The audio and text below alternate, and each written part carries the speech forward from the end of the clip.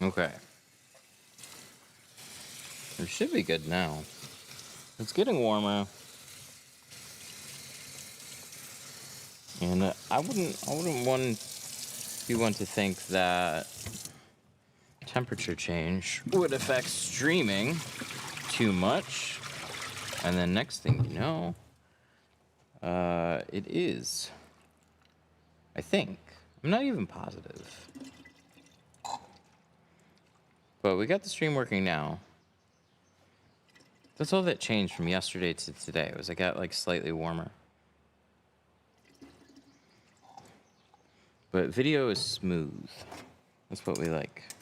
It's weird when sometimes it's just been jumpy. Like you connect, and then it goes jet, jet, jet, jet. Instead of just like smooth. Now it's perfect. So go figure. And then we're gonna click this button too. Window tint. And we'll put you guys in a corner. So there's my stream. Have you done any windshield videos with Instagel? I've used Instagel on every windshield since I've got it. And every windshield video, every live stream that we have done with the windshield will show that.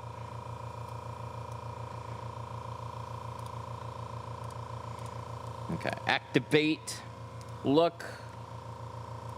It's weird. It's just like, if nothing shows up, it's like not loading right, or maybe it's just taking some time. Oh, there we go. Maybe I shouldn't be so impatient then. Yeah, Instagel is fantastic. Ooh, I should have done one more check. And then let's put that. Okay. But we have an ES350. We're doing all the sides in the rear. Not doing a windshield on this one, unfortunately for you. Fortunately for me, though. Actually, it'd be fine. I've done plenty of them. It's just nice. It's nice to not get a windshield. You know, when you get so many of them, it's just like the days when we could tint without doing a full windshield. But just about every appointment that I get is a full car with a windshield or front doors and a full windshield. Full windshields on everything. This customer was like, full windshield, what? That's crazy. But we're doing 20 and 5 on the rest of his. Funny thing about the ES and IS is you have the door panel really gets in the way. So on the newer series, it's been this way for a little while. It's easy to pop the seals, so that's what we did. Door panel pops back, seal comes out, nothing but push clips. So here you can see this pops back. This seal is what came out. And we have like no space up here. Makes way more sense to bottom load something like that. So that's what we're gonna do. Yes, that is tape. And no, my headphones are being bobo. We're gonna put them away. Sometimes they just need to think for a little bit. And then we're gonna open it back up. Okay, I heard a da-dong. So now they should be okay. Any live stream coupon codes? 313 Tint will give you 5% off tools. This is our seal guard tape.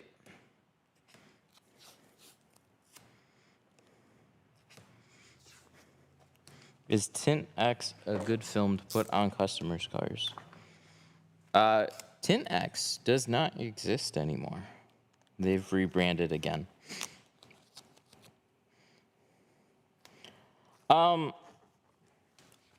This is more just business differences. I wouldn't use it. I've looked at it. The film line that they had that seemed pretty decent was Pure Max. Or if you want to go all out to the Mega Max.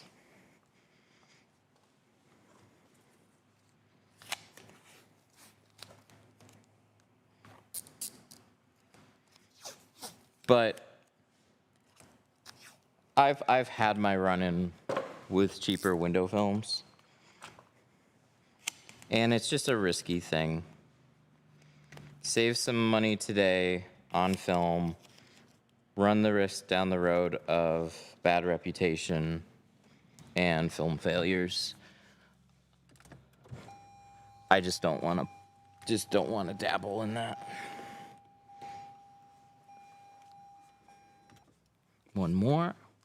So the tape is for the side seals. Just an extra precaution against dirt. This is also a very clean car with very clean seals. The tape is going to be not as important on something like this, if useful at all. But we like to do it anyways.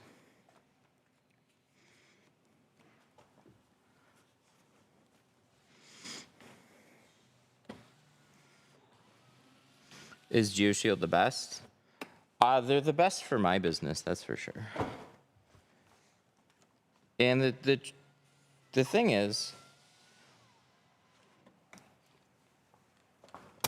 there's lots of good film brands that are good for different businesses.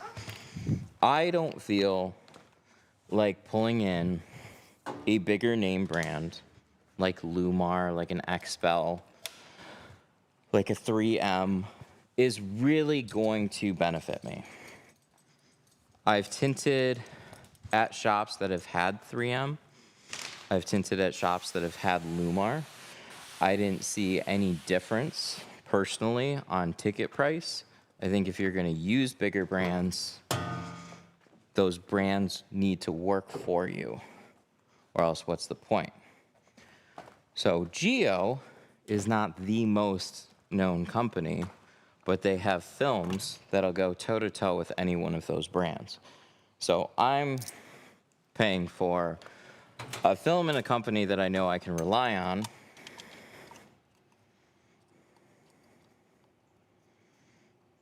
And I just hesitate to go cheaper than that.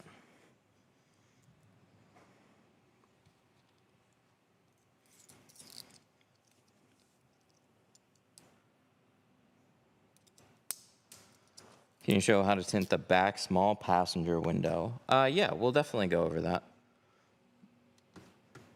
All right, so we need some films. We're doing C2 ceramic, 20%. That's gonna be this roll right here. And this roll right here.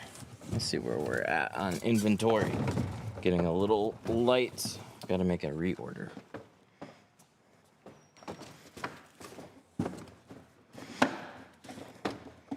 Why did that one even get put back? This one's done, son.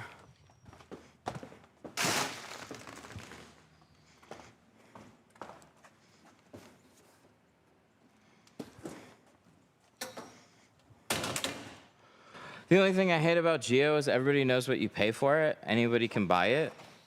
So you might want to look into doing a brand that is way more private on their pricing.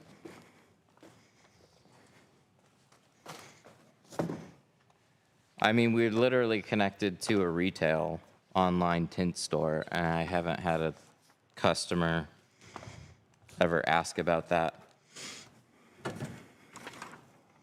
But that's what I mean by every business is different. What I need for mine versus what you need for yours. There are territory brands. There's budget brands. There's brands for all types of shops. So you need to figure out what type of business that you want to be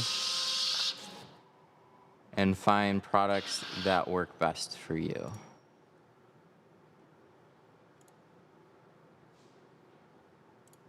So 2025, this is a Lexus ES250. We're gonna grab these front doors, go to our cut board, change this to a 36-inch roll, and click cut.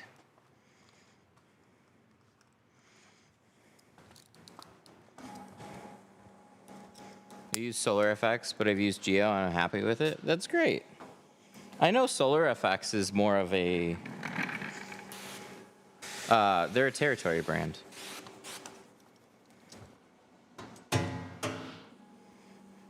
And if there's a Solar FX dealer within, I don't know, what is it, like a 5-mile radius, they won't sell to them without another Solar FX dealer's permission.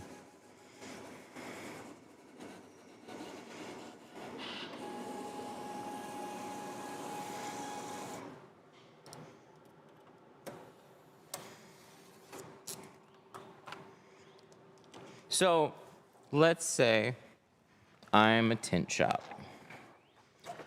and I'm in, I've been here for a number of years. Somebody moves in next door, opens up a tint shop, and then just looks at what I'm doing and then just decides to copy. I'd say that's very rude. But some brands would not sell to that person. Like if I was a Solar FX dealer, they wouldn't sell Solar FX to the guy right next to me without my permission.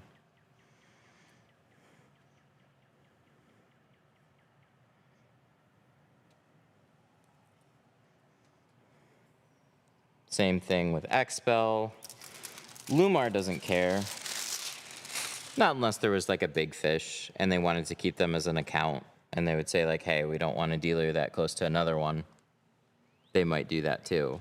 But in theory, somebody that orders a Geo could then use it right next door to me.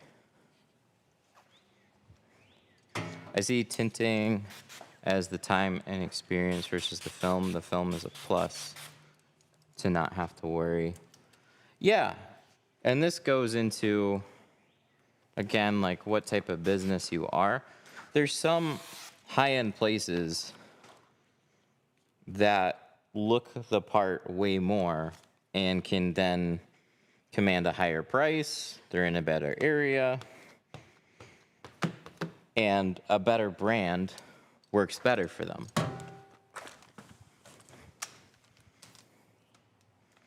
And then there's some places that try and use that brand and they just find that it just doesn't work for them because their customer base does not care what they use. What's the difference between Detroit Tint Studio Squeegee and the hybrid? The Detroit Tint Studio one is much harder. That was just a budget style squeegee blade that we really should get in a few other hardnesses. Just about every squeegee in our store is like, what, $14 and up right now? So those are triad squeegees, those are fusion squeegees, they're all very nice.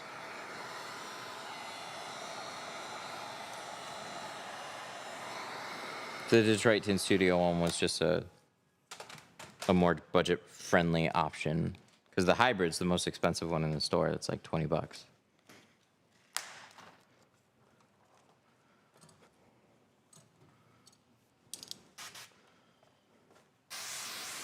I truly believe FX2 Ceramic and Pro Nano are the exact same film. I mean, I can't say that for sure. I haven't had a box of solar effects here, but you will hear certain brands utilize the same types of manufacturers. So I know Pro Nano comes from Guari. I've heard stories of other brands also coming from there.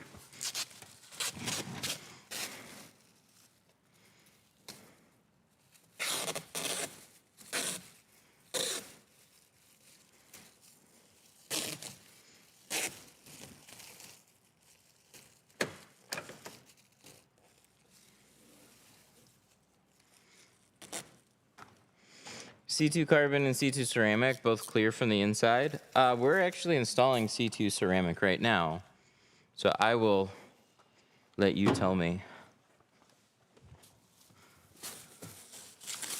Have you ever had a car battery die? Yeah, for sure. They surprise me from time to time. The majority of vehicles that I get don't, because they're like this.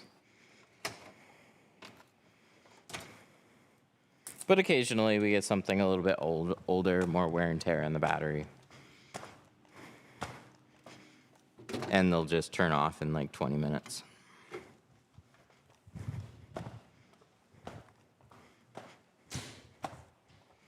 Very nice shop. Thank you. I appreciate that.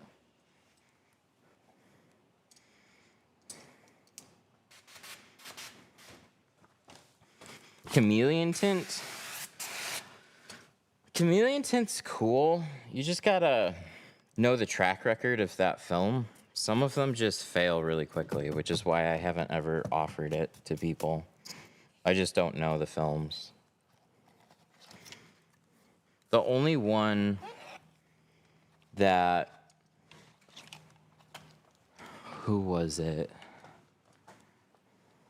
Ultravision. I installed one of their films on a customer's car. They bought it, I installed it, and last I knew it was like, it had to have been over 3 years now. But there was another customer that came in here, a friend of his, and I got an update on the windshield and it was still fine. So if I were to try anybody first, it would probably be them. But there was a mishap. He had ordered the darker version of one of their films, and they had some type of adhesive problem. But he bought it so another shop could install it. And he bought it 3 times. So he was like all in all, probably like $1,200 getting that windshield done. I think they reimbursed the film, but like you bring it to a shop and you're not going to get reimbursed for the installation. So it's really for DIY.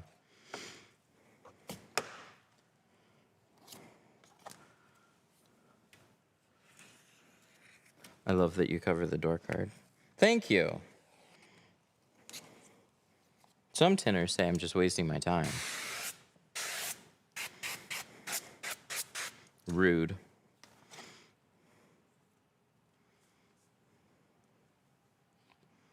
There are many kinds of microfiber towels out there. Which ones are good? Man, there's just not much space here. Which ones are good for window tint? Just low lint ones in the 300 and up GSM is really good. They just absorb more water. But GSM is typically what you're gonna wanna look at. And I'll be honest, last time I was in a Walmart and even looked at theirs, I went there specifically to get some cheap ones because we were doing like laser engraving stuff. They didn't have really cheap feeling ones anymore. Everything was like extra plushy now. So I think microfibers have come quite a long way in the past handful of years.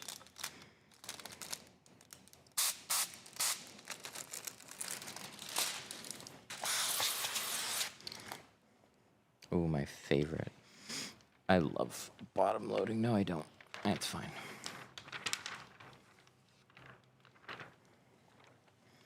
When did you pull the seal? Before I got started. Pulled the car, pulled the seal.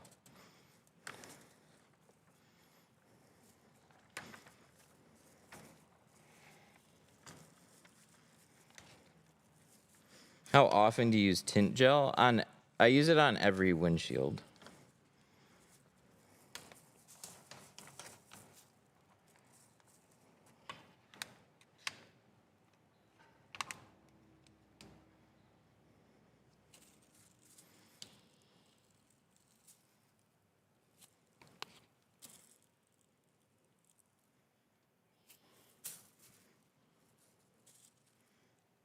Your bottom loading. Yes! He did it. Yeah, that's exactly right. Easier to bottom load with that small part. Yes, this part. I have no space here. There's just no room to two-stage. You can kind of two-stage it.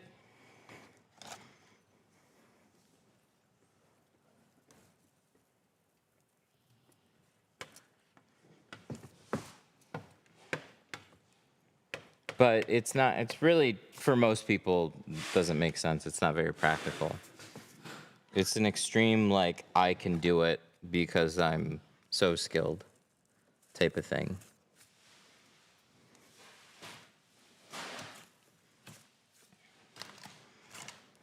There's a video out there of, what was it? Best Deal window tint. He did a Lexus ES with a speaker here. He two-staged it. His video made me look like a little bitch. Oh, man, I had one. Actually, we're getting one that we have to completely retint.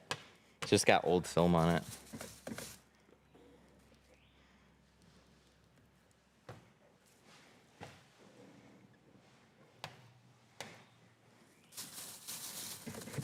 There we go.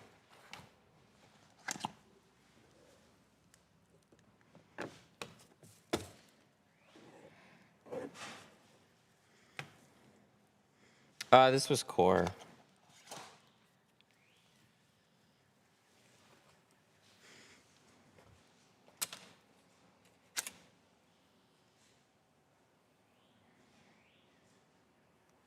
feel like I'm gonna go grab a new one. Beautiful top edge, wasn't it?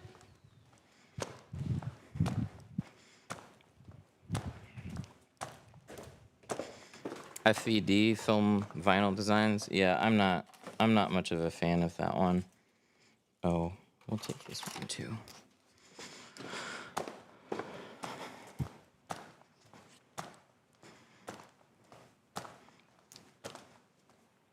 I've got gripes with a lot of software. Core has easily been my favorite. Because most of them I just don't use.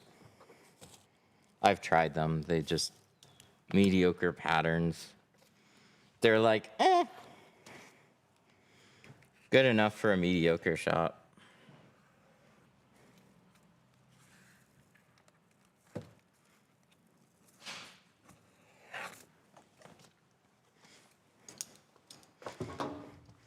How long to roll down the windows? A couple days. When it gets warm out, I'll just say 2 to 3 days. It's pretty standard. It'll be dry within like a day, mostly. Windshields will take a little bit longer.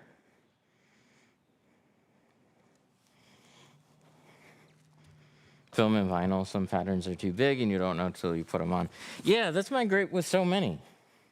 They're too big, too short, top edges don't line up. So when I roll down the window, like, how does that edge line up? And I understand there can be variance in the glass. It's a tough thing for consistency. And I've been really impressed with how Core was. The other software that really gave me, like, I could not believe how good a software could be was until I saw patterns from DAP. But then they locked it down to dealers only. And then I'm like, well, I'm just not really going to use software. And then Core started getting more traction. Really beefed up their team. And their effort into all their patterns really shows. Like, they're super nice on average.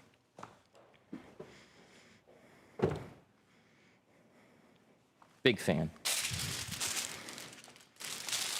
Have you ever cut the window tint manually? Yes. Yes, all the time. We've done quite a few cars more recently by plotter. I still hand cut a lot of doors. I could do it on these ones, if you ask nicely.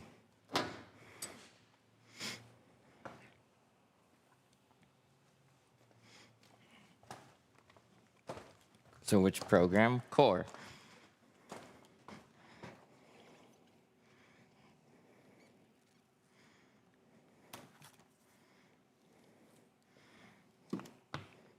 Okay, so just because we cut patterns doesn't mean that we can't just install them. We still have to shrink. So we're going to do that.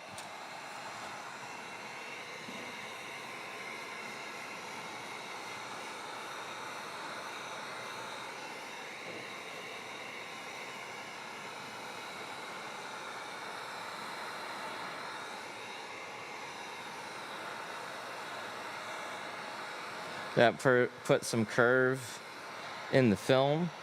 That's going to match up nicely with the window, because the window's not flat either. Tint doesn't stretch. Well, it does a little, but not much.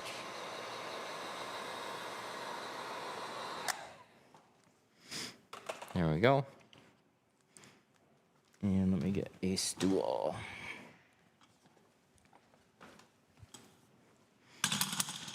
Do I get... No, I gotta go over there. Flooring is called race deck.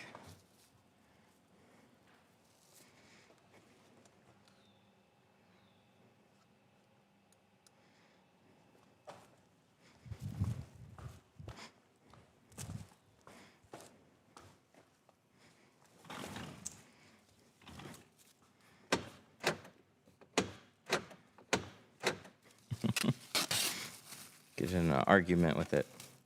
Stay down. No.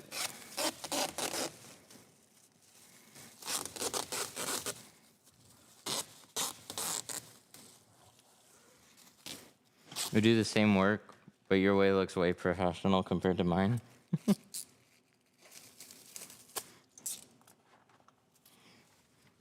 I used to tint in a lot of random shops, places not near as nice as this one. You can still turn out good work in a lot of different types of places. But yeah. Oh, there's my sprayer. I gotta clean out my hose reels. I used them for about a year, and then they started getting buildup. And then that was a really annoying thing to try and battle. But we got a DI water filter, and now I don't even have to clean out my tank. So I'm gonna clean out those hose reels again, and then when I run slip solution in it, it shouldn't build up the same way anymore.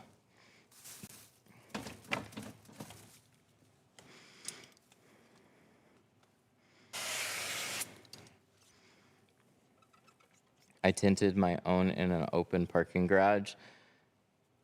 They came out not bad. Oh, nice. You can tint anywhere. You just have to battle what anywhere brings.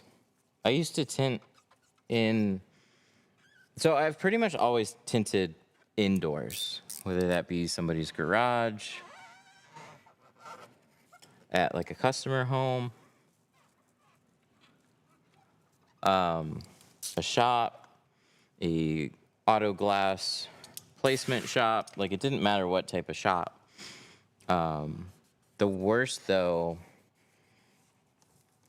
I think the worst one was definitely a collision shop, and they just gave 0 fucks.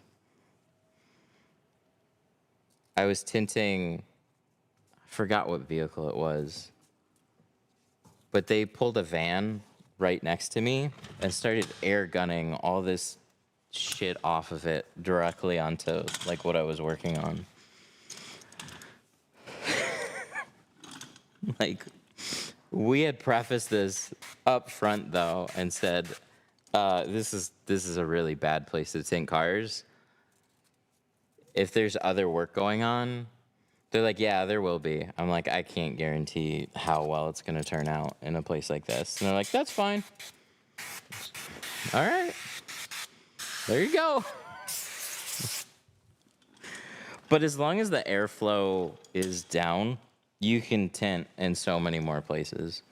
So I used to tint in a garage where they had where they built speaker boxes. It was an auto accessories company. I had literally this much space on the side of a car. On most vehicles, I could not open the car completely. Made a lot of money out of that place.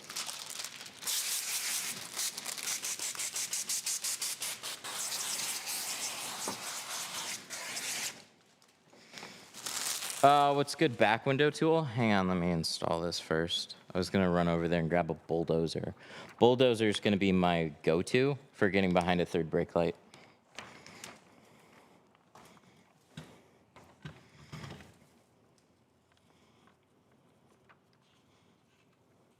Okay, so we're bottom loading this. We wanna get the front edge in first.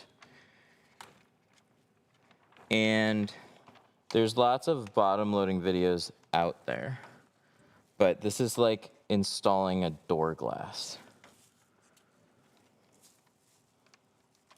So look those videos up too, because believe it or not, on a framed window, the frame is there when they install the glass. They don't magically remove it somehow. So if they can get a piece of glass in here, you can much more easily get window film in here when the seal's out. But we start with the lower corner, get that in first, keep this edge low, so you kind of start there, and then work the back in, and you can kind of just roll it in just a smidge. But get it tucked below this top edge, and then bring it back up, or match it up perfectly if you can right away. But give yourself a little bit room at the bottom. And installing this way is significantly easier than trying a 2-stage. But the challenge then is removing this kind of stuff. On this car, it was simple.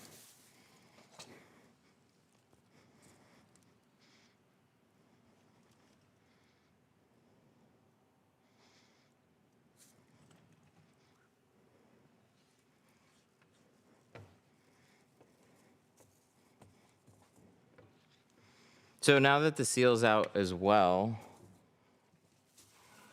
we have a little bit easier of a time fanning everything out, but I still pay more attention to the top early on because I want to make sure I get that nice and close and locked in.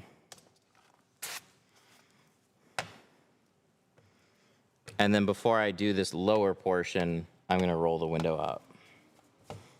That way I can get a squeegee in it. What brand? This is GeoShield. So that's pretty well squeegeed. Oh, except this. Let me get this. Don't want to forget the top corners. Roll the window up. And then we can get this bottom portion.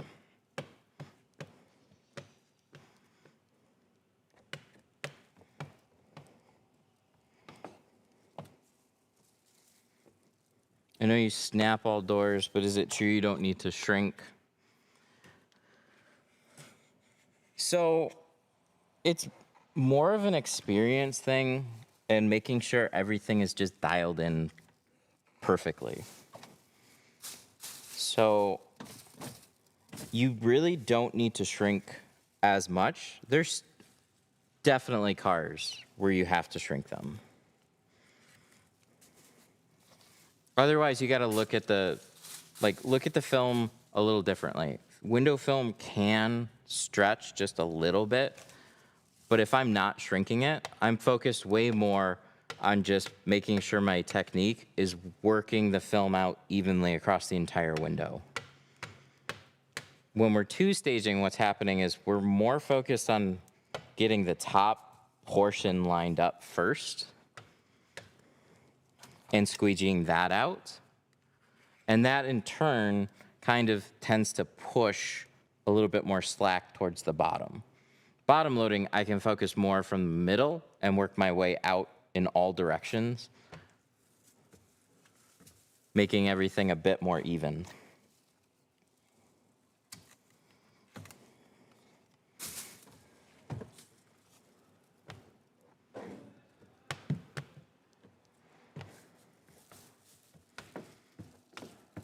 And then some guys have loose definitions of shrinking. So they won't shrink a door, and then they'll install it, and then they'll have a few fingers pop up somewhere, and then they'll take a heat gun and touch those up. And that in their mind isn't anything about shrinking. But for me, just like bottom loading versus two-stage, it's all about trade-offs. If I have a door that is significantly more difficult two-staging, well, then it makes sense to bottom load it.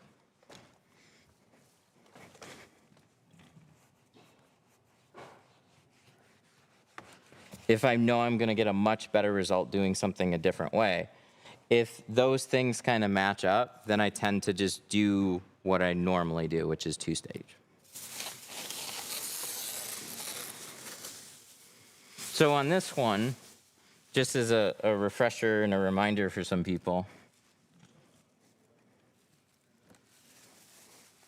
what we got. Oh, that's a scratch on the outside.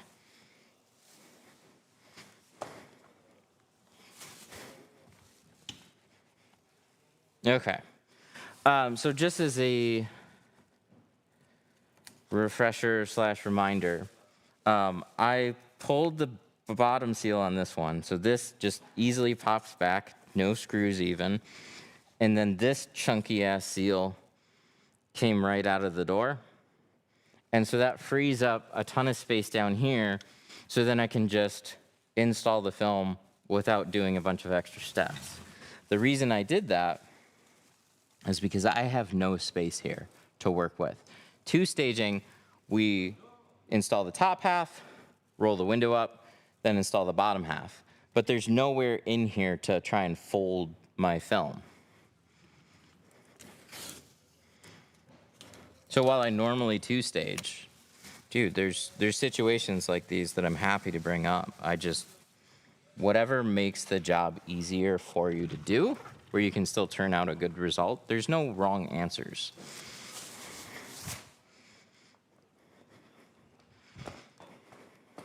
Sticking to one team versus another, it's like you gotta see the beauty in both of them, or else you're just handicapping yourself. If you exclusively stick to bottom loading, there's gonna be certain situations that just might not work out well for you. Same thing for two-staging. It's good to just know how to do both.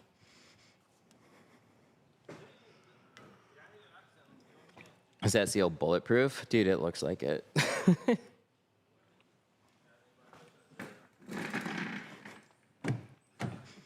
It's a chonky seal. Look at this thing. That whole big old thing. And I would have thought there'd be a bunch more screws, maybe behind the trim or something. No, just push clips. This literally pops forward. This pops out. The end. Okay, now let's get some 5. Doot, doot, doot, doot. Doot, doot, doot, doot, doot, doot, doot, doot. We got some 5. Let me see what I'm going to get on the back. And what time it is. 11:40.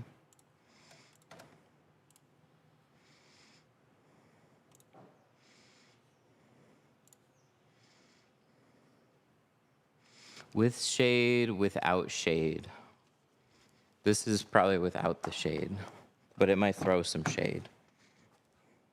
Yeah, no shade. Somebody did ask about hand cutting, so we'll be nice. We'll do hand cutting on the rear. And yes, even the quarter windows will do that too. Pretty straightforward on these. So I'm going to tape these off ahead of time. What if my boss only allows me to 2-stage, not remove seals? I worked at a shop where they literally made me plotter cut everything and they didn't want spray on the outside of the vehicle. And I thought that was a little goofy. I don't know. You either can work with it or you can't.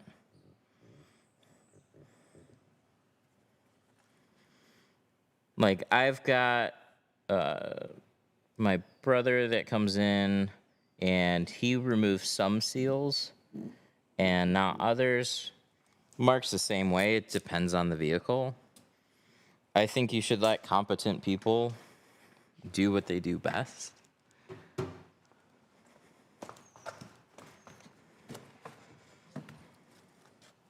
Not necessarily force everybody to do it the exact same way, especially if they struggle in a particular situation. But, I don't know.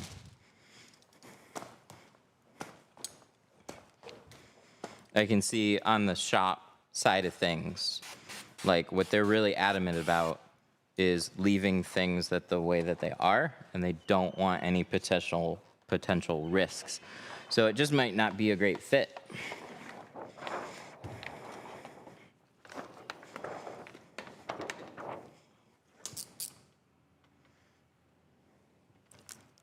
Yeah, we should go a little bit farther.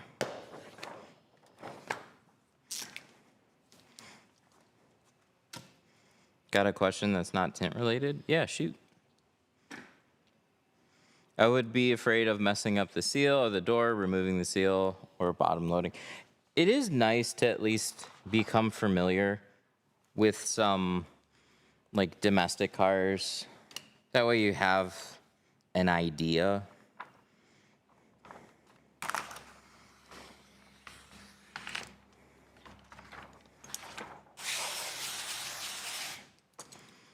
How do you know what to do to remove the seal to bottom load? To be honest, I start with how I learned most things, and that's good old communities and YouTube. I'm going to do a lot of searching. See if there's any reference out there. And then if there's any similar vehicles to like what I'm working on, maybe I can get clued in. But I'll ask in a community group. Or look up videos.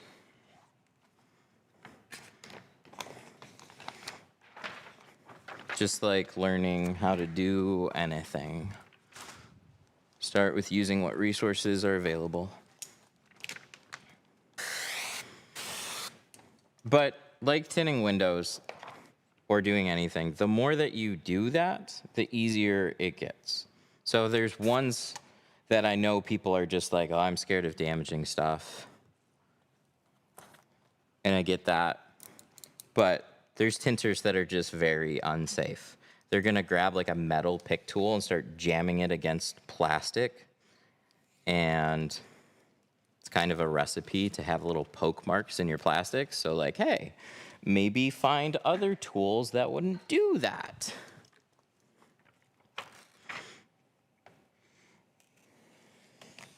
So just get into it. Like, do a little research. Get prepared. But yeah, there's some, like, I pulled the seals on a Durango. And the Durango is funny.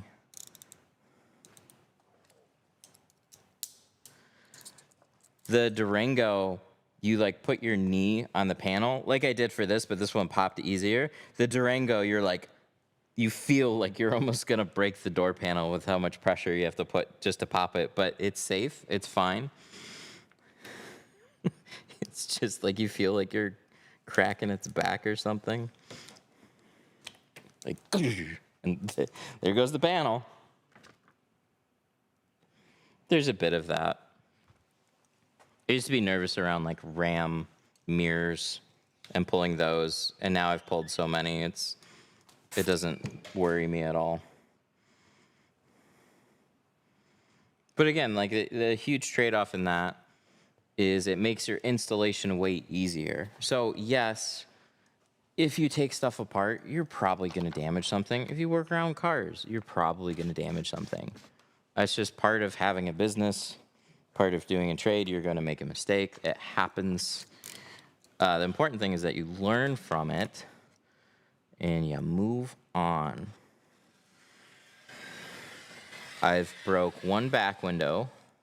I've broke 2 windshield, and I have put scratches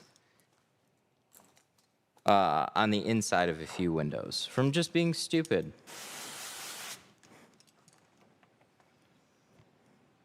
Plastic would be a better tool than metal. Yeah, and there's like slim metal pry tools that like fit into it better. The easy thing to do is just go to a Harbor Freight, get a pick tool kit, and just start going wild. Like, well, it's all they had. It's like, be a little bit more prepared. Do some research. A lot of people just blame it on like, well, I couldn't find something, and they like half-assed looked in a Walmart. And you're like, Walmart's not gonna have what you need.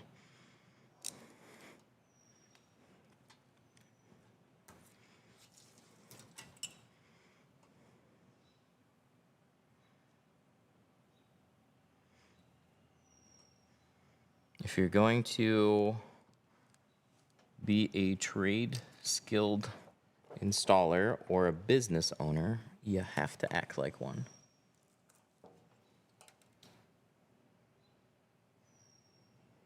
There's a lot of people that will treat it like a job instead of a business.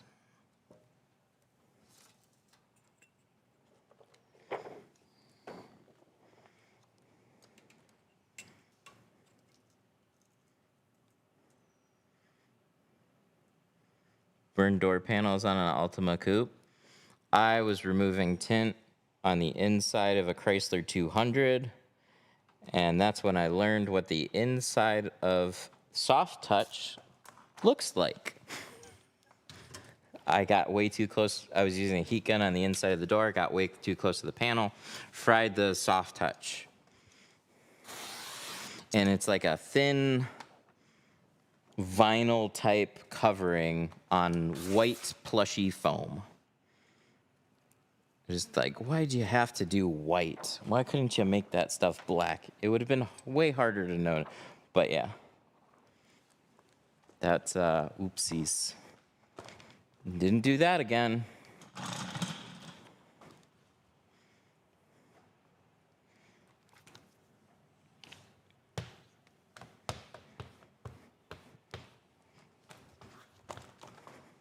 It was supposed to be an easy, like, hey, he needs a window redone, and then I burned his door panel. This was at a different shop, not here.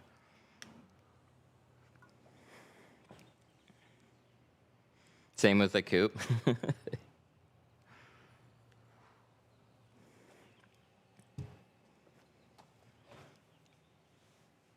Breaking a window, obviously replace it, but a scratch, is that a discount or replace or a customer's choice? It's always the customer's choice on that one.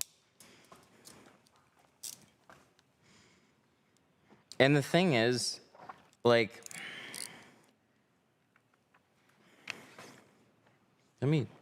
it's got like a little divot right here, so I'm just gonna trim off that edge one more time.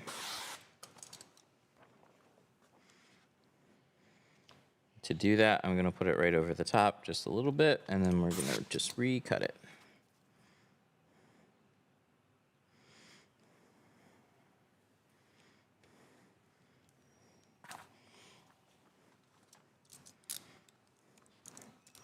Yeah, mistakes happen all the time. But, oh, that's why it happened. Because, like, when I put it in, and then it hit. So I'm going to keep this down a little bit more. There we go. That's why I got that little divot.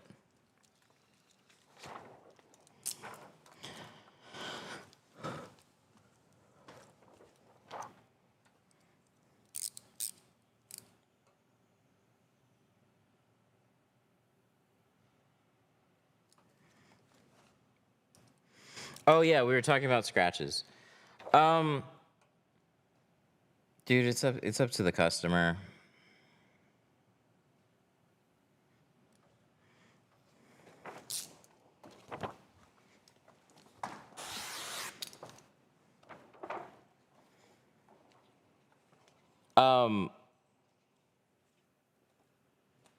And this is 100%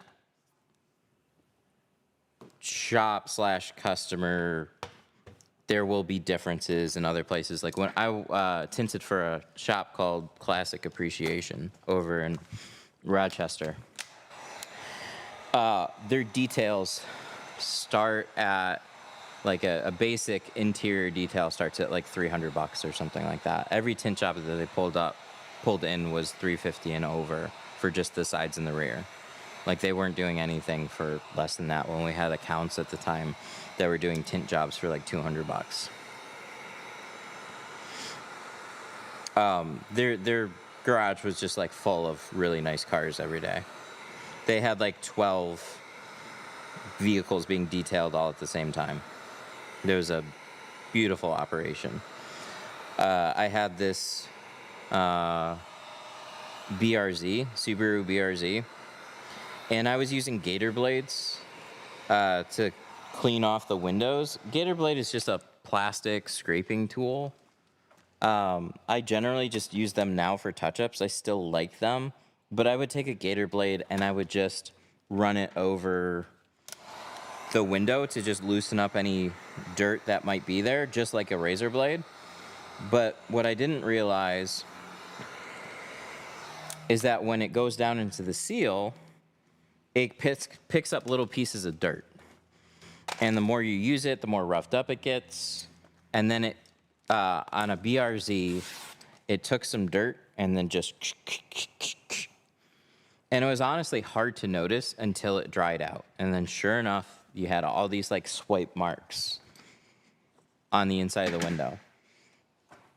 Customer wanted OEM glass. They had their glass guy come out and replace it in the shop. I got the bill for that one, and it was $550 to replace that door window. More than we charged to tint the car. One window. That sucks. I gotta get a panel guard.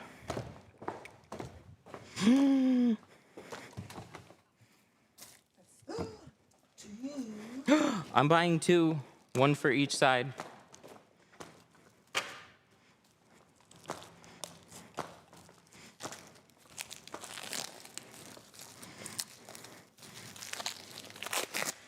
So that really sucked to basically have your whole day and some like eaten up by damage on one window. So that's one reason I stick to metal blades, and I also change them pretty often as well. I don't just haphazardly take a plastic scraping tool and run it over the glass anymore.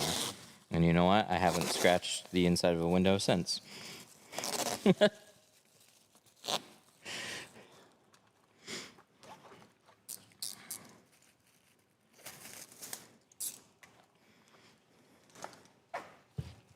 I've heard some other horror stories.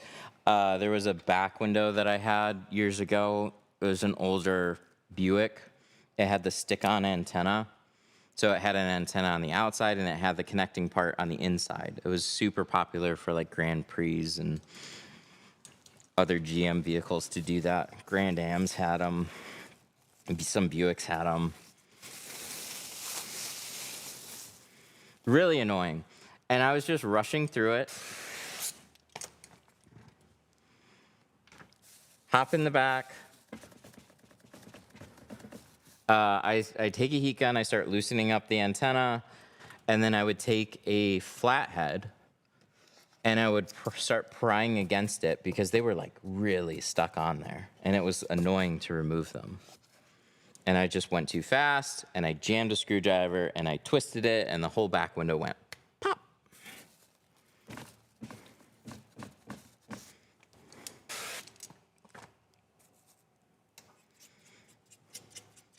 Never did that again. There were 2 Ford windshields, the easy kind, before I knew about just putting a pick tool behind the tab and then it just pops off really easily. I used to just, a glass shop told me one day, they're like, oh yeah, you just put your hand up here and you just pry down against the tab and it comes right off.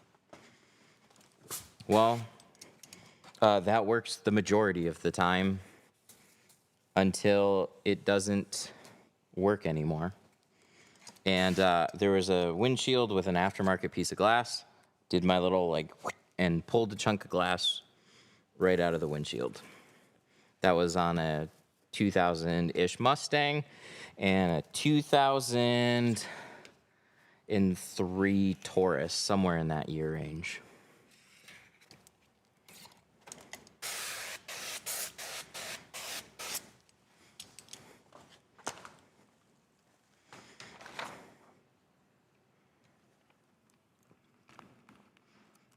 Trying to think if there's anything else like that. Not that I can remember. Those are all the ones that stand out because, like, glass replacement, serious issue. I don't think I've had any other ones like that.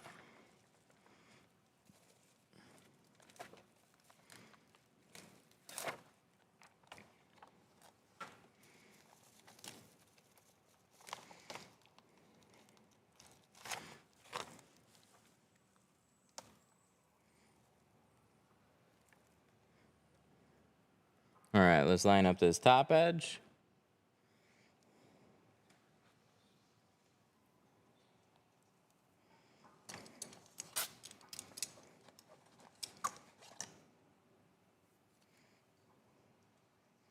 You're across the river from me? Nice. Canada. We got to go back to Toronto.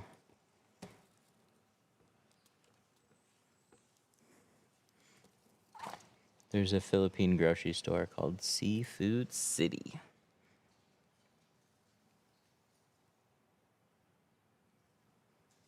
Nice and close on that top edge. 5% is the best for summer.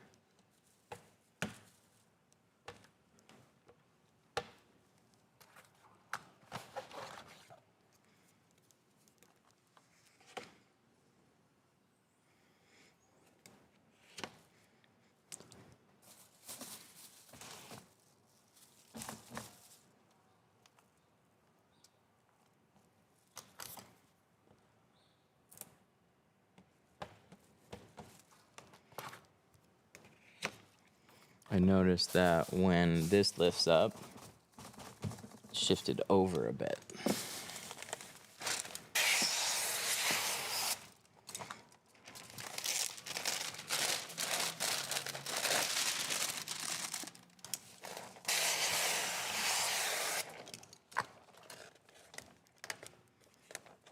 Does pre-cut tint need to be shrunk? Yes. Yep, nothing magical about it. When we get a pattern, put a piece of film on the glass, trim it out.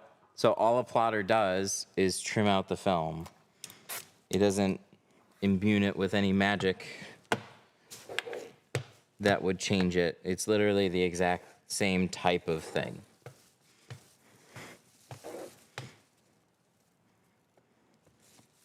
It's at that stage. So first thing, you take a piece of film, you cut it, put it in a plotter, you cut it, and then you still need to shrink it in both situations.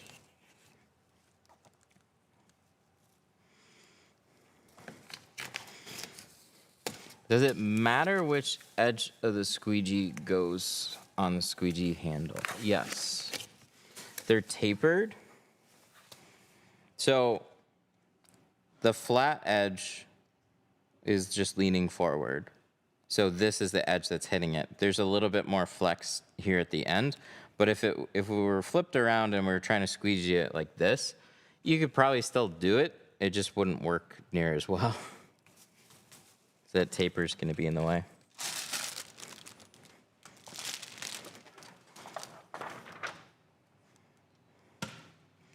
King of window tint. No. Dude, there were some people that had like really big egos, and they would actively talk in the background about taking over the window film industry, and like, what the fuck does that even mean?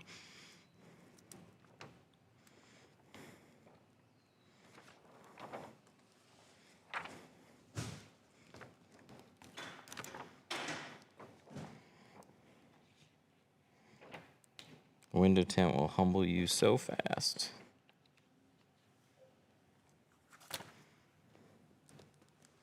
Got my new lease. I need a price of Wagoneer front windows. If you just want to do a carbon film, it'd be $150.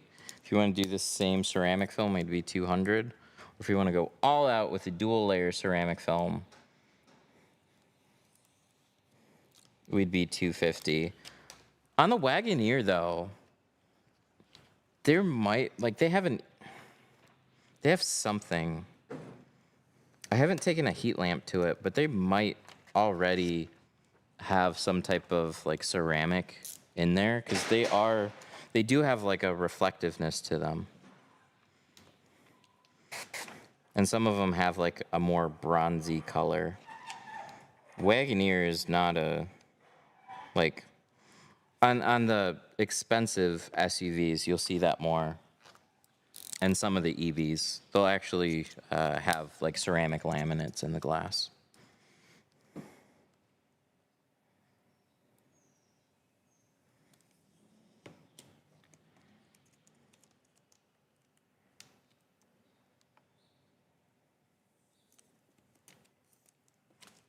Tear that away.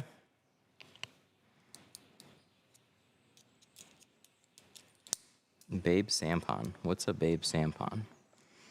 In solution, you put gel for tint, or Babe Sampon. Oh, is that baby shampoo? Is that what that's supposed to be? I'm guessing that's baby shampoo.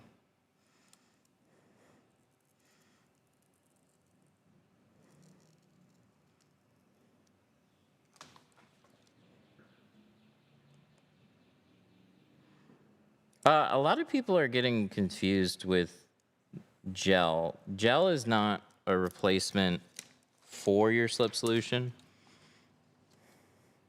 It's in addition.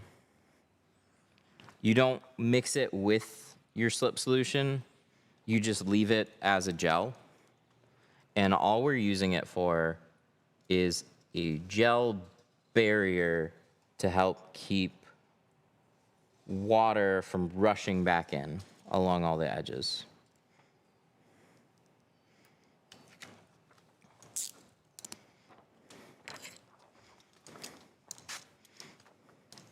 So I will show you on this quarter window. I tend to use it pretty much on windshields and the occasional quarter window. You can use it on any window. You can spray it on the edges of doors, along the seals, But anywhere where you might have dirt rush back in,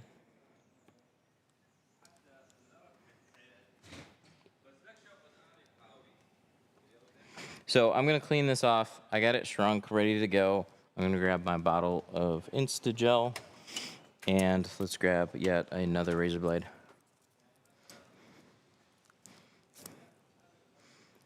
Trick for the black dots over the window? No, there is no trick for those. They'll silver, even if you're using gel. See an ad on Facebook for powder that you can make into gel. Seems like a good price.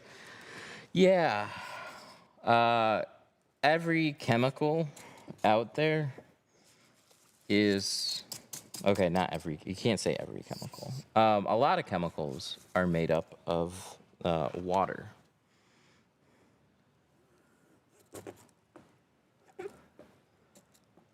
There'll be a handful of ingredients and then water. Gel is one of those types of things, but there's definitely differences to different gel recipes. So you can just go on Amazon. You can get a few different powders, and you can make your own gel. Is it going to be exactly the same as Insta-Gel? Is it going to be the same as Important Sauce? I don't know. I don't think so. I don't know their recipes, but I know these actually had some R&D behind it. And some validation that they're safe for what they claim to use it for.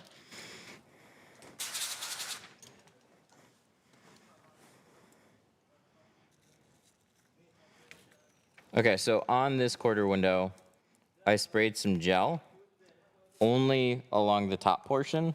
I could have sprayed it on everything, but water runs down. So squeegee off the window, hit it with gel, and you can spray it like normal. And then the gel just effectively keeps dirt from these tiny little edges creeping back in. That's the whole point. There's like one other real reason, but that's the main one. It's a dirt barrier. Keeps dirt from rushing back in. It can also, because it's a gel, it can hold your slip solution for longer.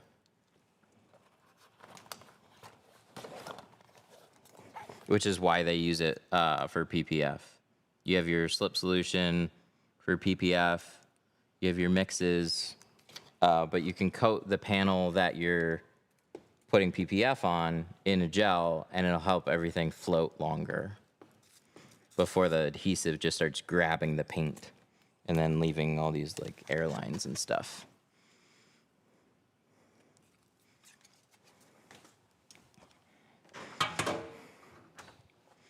For getting damaged tint off of windows, steamer is my go-to option.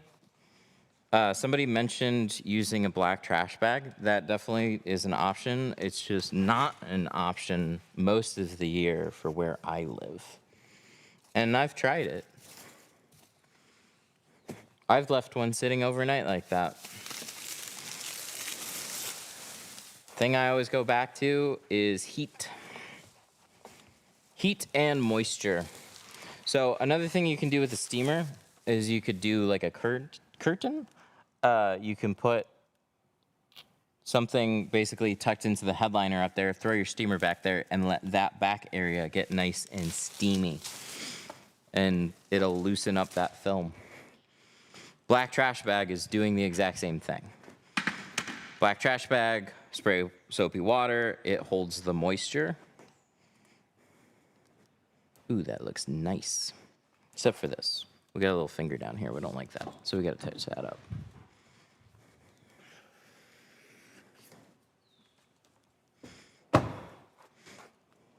Came back.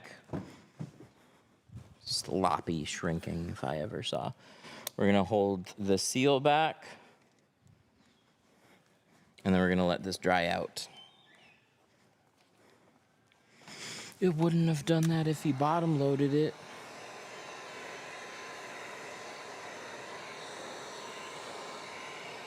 Which is true in this case.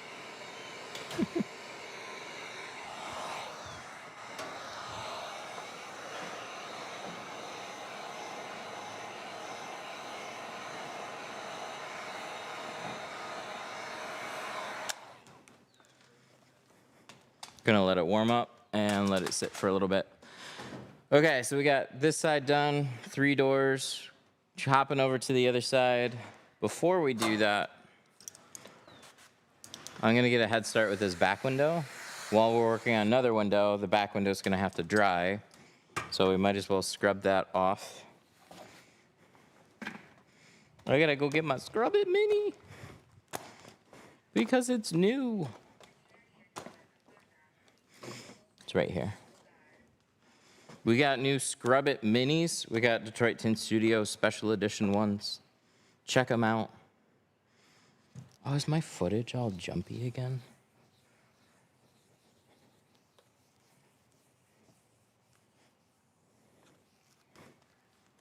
Or is it just because I walked over there? Oh, no, it's okay.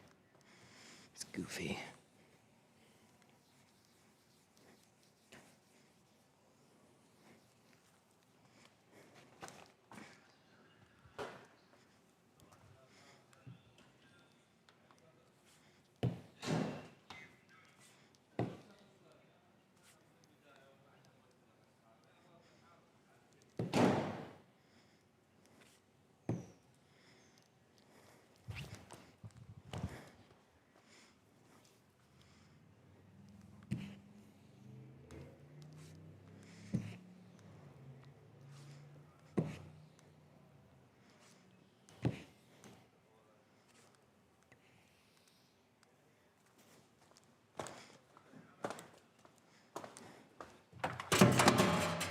Whoopsies.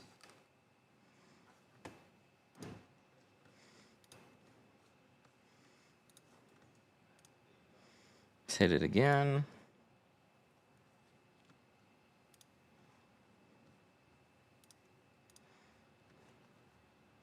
We'll try leaving it for a little bit. It might just show up.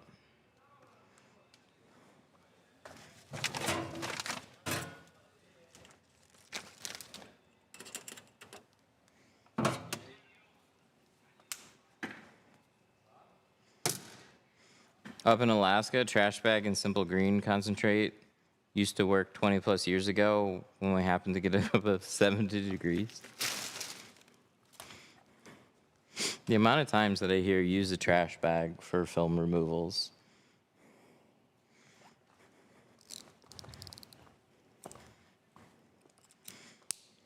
Did Michigan change their tint laws? Google is saying 35% is legal on the driver's door windows. Yikes. No, that's incorrect. I hope it's not just saying that. So the actual state law is nothing on the driver and passenger or the windshield except the top 4 inches unless you have a doctor's note.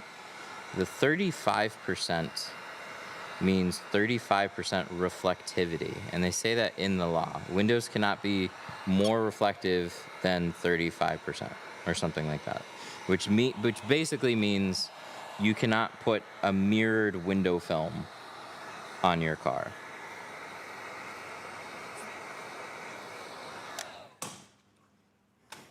There used to be a thing. Use 14 and 24. No, Michigan's had the same state law for years and years.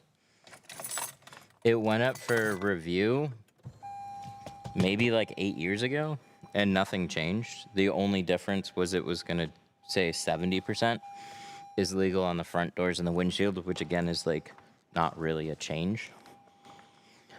But the beautiful thing about that headline was this was, I want to say around 2017, 2018. The law went up for review. All the Michigan headlines were window film to become legal in Michigan. That's all it said. And then we started getting phone calls of doing full windshields all the time. And we're like, hey, the law didn't change. And people were like, yeah, that's fine. I'll get it anyways. Silly.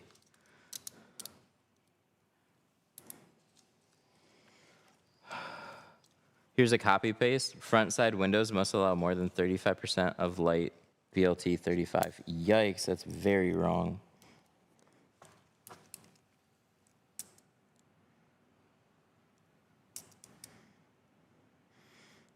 That sounds like AI doing its AI thing.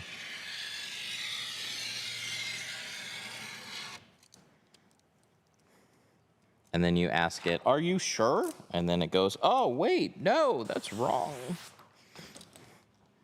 I'm going to look it up, though.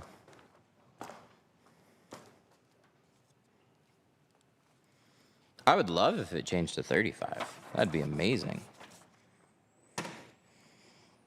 You know what? This customer mentioned that. And I didn't think much of that. Like, I told him, no, that's not the state law. He's like, it's 35% is legal in Michigan. Right? And I said, no, it's not. The 35% has to do with reflectivity, but it's a weird big, like, thing to say for a law, which makes sense why it might. Does Google hold up in court? No. And they take no... here, let me open this and see. They just don't, like, they'll have disclaimers on this, like, this may be inaccurate. Is window tint legal in Michigan? Yes, window tint is legal in Michigan, but is strictly regulated under blah, blah, blah. You may tint the top 4 inches of the windshield under any part of the rear, but the front side windows must allow over 35% light. Reflective tint is restricted. Whoa, they literally just say...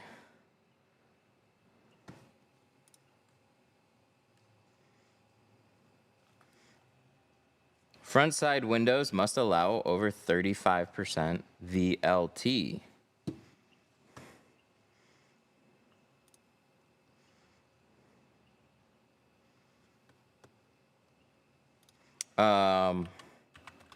Sure, the 35% is legal and not something that has to do specifically with being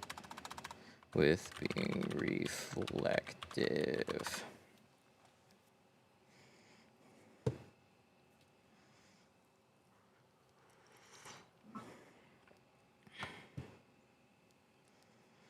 The 35% tint in Michigan law specifically refers to reflectivity, how mirror-like the film is, not the darkness of the film. According to Michigan compliance laws, the rules are broken down reflectivity versus darkness.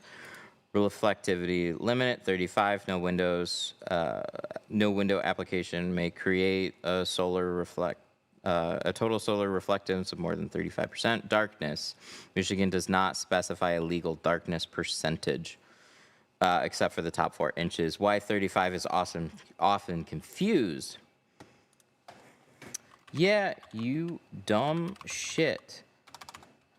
Don't you think the way you word 35% makes it seem like that's VLT? Because that's what you said, Bobo. You're right. That was a total faceplant on my part. To be 100% clear, 35% only refers to how much light the film reflects, like a mirror, has nothing to do with the darkness. Oof. That's a big AI oof. It's always been a funny AI slop. Yep, that's been a very weird part of the state law. And occasionally I will have somebody come in and mention 35%. But now with literally a quick Google search and AI spouting that off, that's no good. That's going to confuse a lot more people because they're going to say, is 35% legal? And it's going to say, yes, 35% is legal in Michigan. And they'll see, it said 35% is legal in Michigan. And then I'm going to have to say, well, actually, and then they're going to get a tint ticket or talk to a police officer, and the cop's going to say the exact same thing. And they're like, well, I did internet research and it said something different. And they're like, well, that sucks. Because that's not the actual law. And you know what? That does suck. It's very stupid. I guess it's good for business, though, right?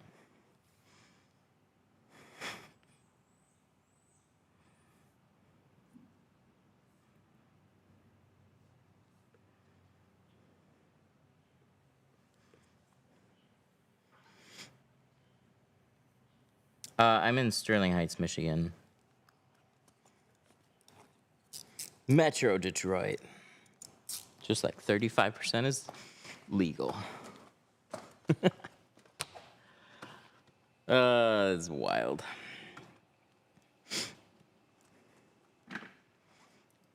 How old do you have to be? For what? How would you measure the reflectivity? Some type of a reflectance meter. There isn't a. I'm sure you could find something, but offhand there isn't any reflectance meters that just a shop is going to carry on hand, and definitely nothing that the cops would have. And the thing is, there's a reflectiveness to glass, especially when it's tinted. So I think it's one of those things that basically was to go against chrome and reflective style window films, which is when this law was even written. Because people used to do fader films, colors. The 90s was a weird time.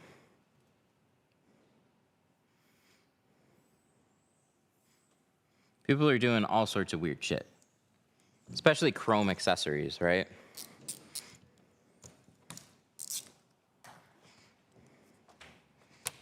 Tape goes on the outside edge of the dotted lines. So I can always see the dots.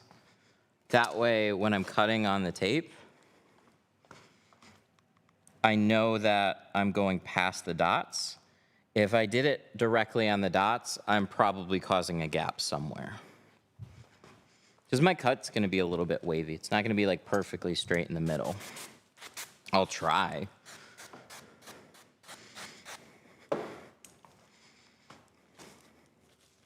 Would you recommend tinting my front window too on my 04 Wrangler? On a windshield?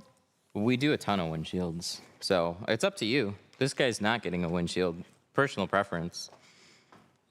I like them.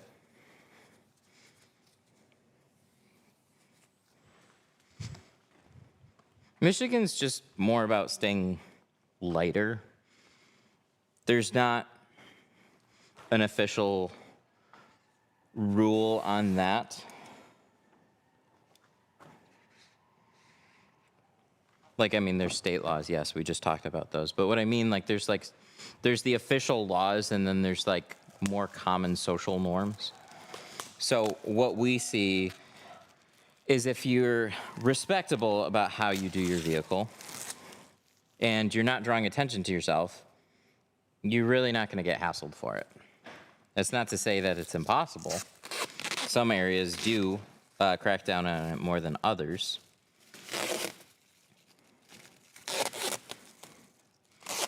But in all the areas I've been around, all the vehicles that you see on the road, it's just one of those things. Like,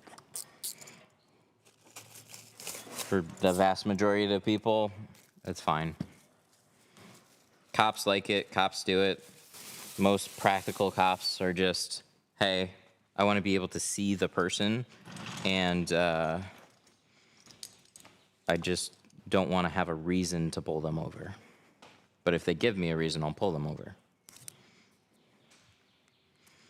So it's generally like the really fun stuff. You have a car that's cool and attracts attention. Yeah, you're way more likely to get a tint ticket for that. Because you're not allowed to have fun on the roads. It's not about having fun. It's about being safe.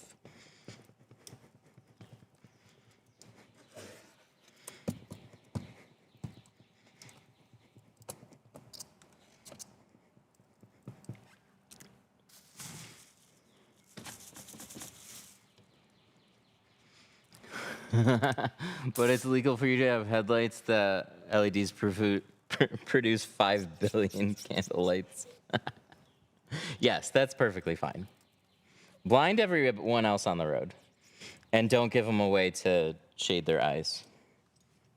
That's the Michigan way.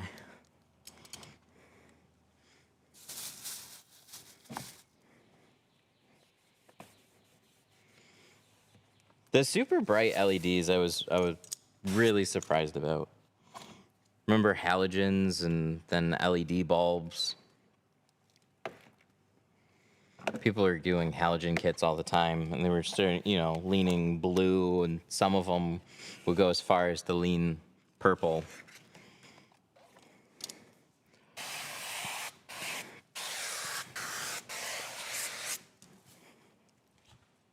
Those were the days I learned in fader films were the thing.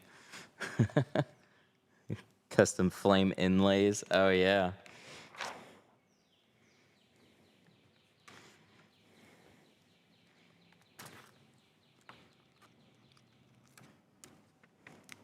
It's funny. Going back to like the Philippines, you see a lot more of those types of accessories still.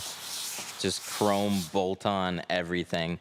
Chrome hubcaps, chrome door handles, chrome mirror caps, chrome wiper covers, anything that can be possibly molded and encased in chrome. Antennas, little like stick-on mirror pieces. Dude, it's so funny.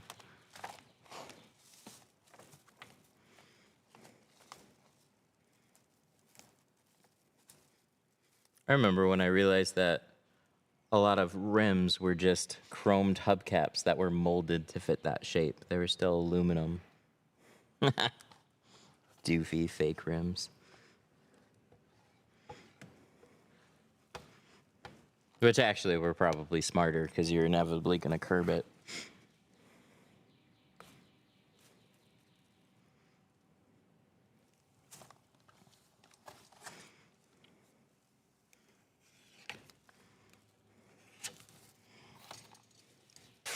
Yeah, my dad had a auto accessories company, and that was their whole business: bug guards, vent visors, bolt-on shit, tonneau covers, remote starts, lighting. If it was an aftermarket accessory, they were installing it. Flip down TVs, man, those were the cool things. Dashboard TVs that would like flip out. Oh, I remember when those hit the market. That was the coolest. Like, it wasn't just about having a screen in your dashboard. Now it flips out. Like, what? It's crazy. And like put an iPad in your dashboard.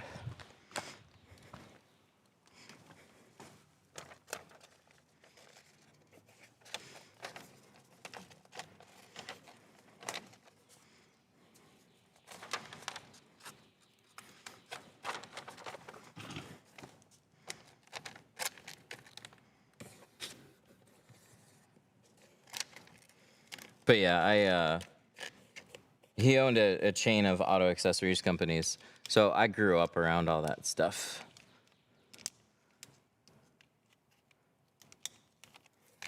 I started to get into doing them later on, and then at that point, all that shit was fading out of style.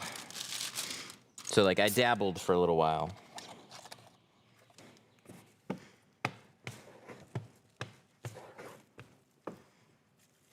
Yes, we are tinting the car.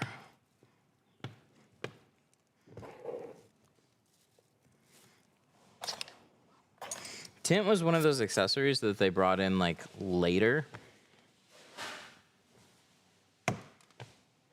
And tinting, I just happened into it. It was because his business did window tint, and then I was a detailer, and then got into like some remote starts, some auto glass, because they did that for a little bit. You know, I probably replaced 25 or so windshields. I hated cutting them out. That's a big pain in the ass. Or could be, depending on the vehicle. Started learning some electronic stuff and was going to aviation mechanic school at the same time. Then the window tinter quit, started learning window tint, and I just kept with window tint.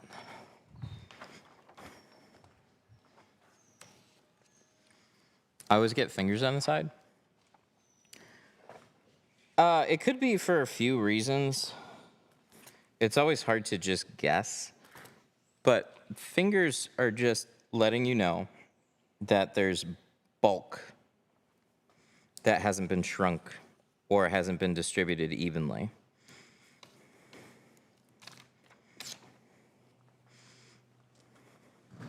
Bolt-on accessories are the absolute worst. Too much overhead.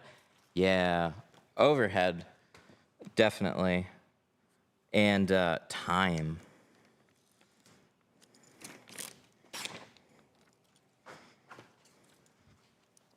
Like getting the part, because every vehicle, dude, we had a Keystone account we would order from, and there was like a few other accessory companies, and then you just like, somebody wants a pair of step bars on the Ram, and then you order them, and oh, they sent the wrong pair, or oh, we ordered the wrong pair because the bolt pattern doesn't line up. This was the year that the model changed.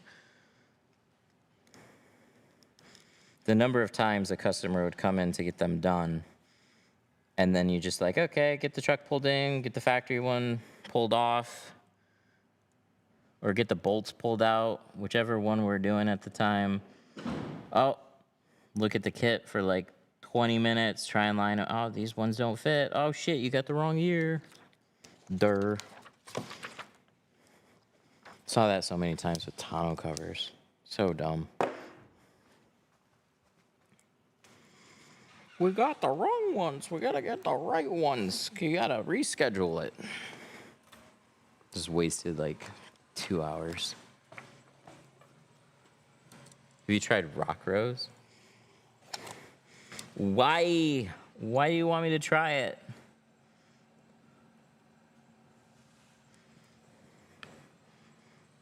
Why do you want to buy the cheapest film possible?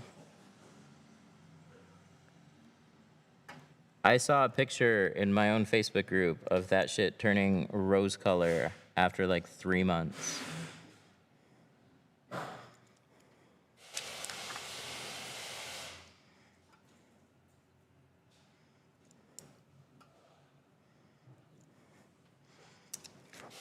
But window film has always been one of those accessories that has like stayed very consistent, grown, evolved, got a lot of support. It's the only, not the only auto accessory. It's one of very few auto accessories that is actually just like held firm because it can be applied to any new vehicle. It's very inexpensive compared to like a lot of other custom things that you could do.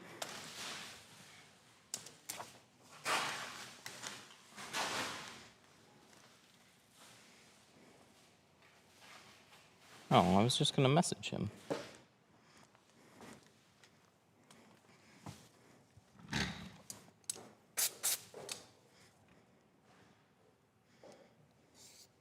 Is your phone attached to your chest? Yes. I am Iron Man, but for live streaming, I fixed a camera there instead of like a super cool energy module that gives me unlimited power.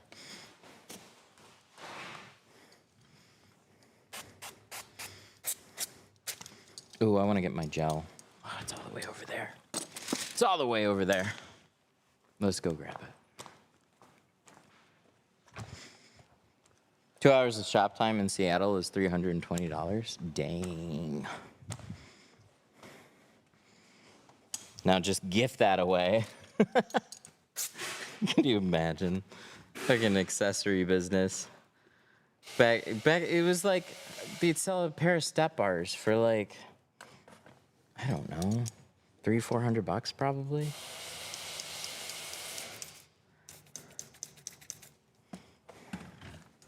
So you got the like sheer cost in the actual product, and then you got cost in the labor. Like you're just not making shit.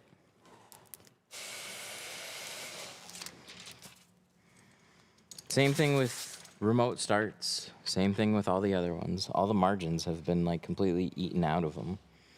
And then you might find some like long existing specialty shops in areas where guys still know how to do it and will do it for cheap, but yeah, those have largely just faded. Everything's moved towards like specialty. But the types of vehicles to get those done are just, you know, somebody has $100,000 to spend on a vehicle. They're getting a new vehicle that already has it pre-outfitted. They're not taking something older necessarily most of the time and outfitting it with that.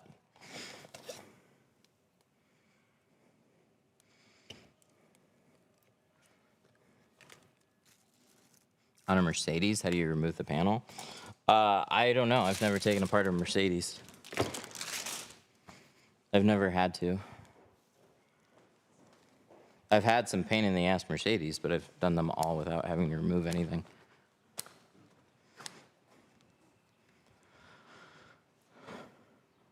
But I would look that up.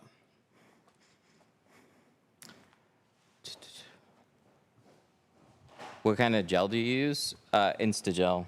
Do you like important sauce? Yeah, I just don't like the price.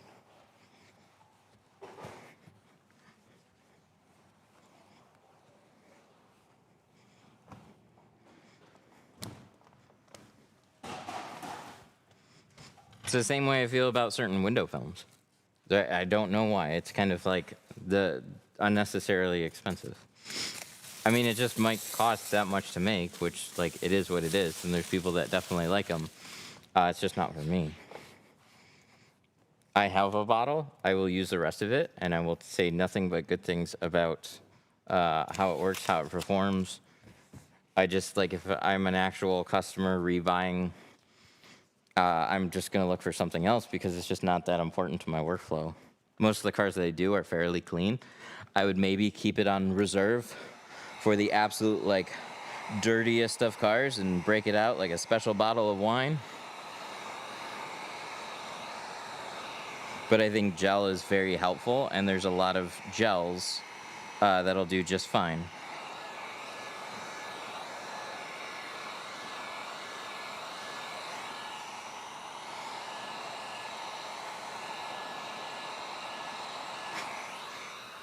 We export window film if you want, 100% guaranteed. 100% guaranteed what? Film failures? There's a lot of those that are exported.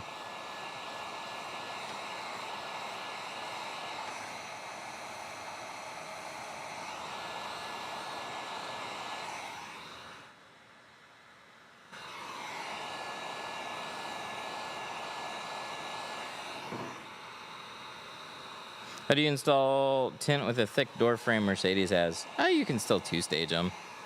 They're not that crazy. Mercedes is like one of the least offending German manufacturers. Audi, VW, that's the worst.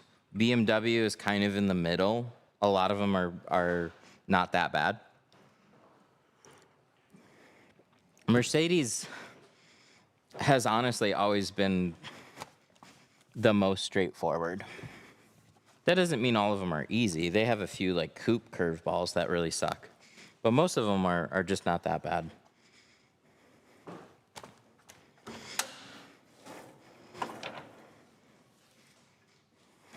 But yeah, if it's giving you a really hard time two-staging, then you should move to bottom loading that one.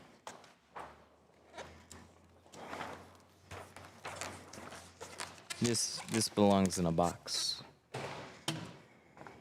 This is the roll that I need, because we're doing 5 on the back. That's 20. I saw quarter windows on the plotter, and I was like, oh yeah, let's grab that, because we probably, no, we didn't. This belongs in a museum. Have you ever used Global window films? Briefly. Global has really good window films, which is why XPEL came and ate their lunch. Global is Guari, a giant manufacturer's house brand, and they used to be one of the most popular window film brands that people, like, there was this period of time where if you asked who likes Global or who installs Global, a huge amount of people would chime in saying that they installed Global.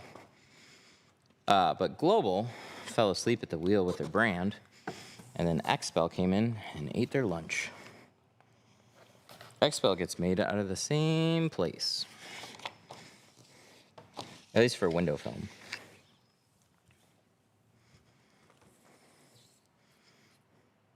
So I'm sure Global's not like too sad about it, but what Global is a little sad of is they don't have control over that. They don't have the status of their brand as much anymore. So there were, I had conversations with Global distributors, and they were losing like $100,000 accounts like every month to XPEL dealers. They would just switch over. Same film, better brand.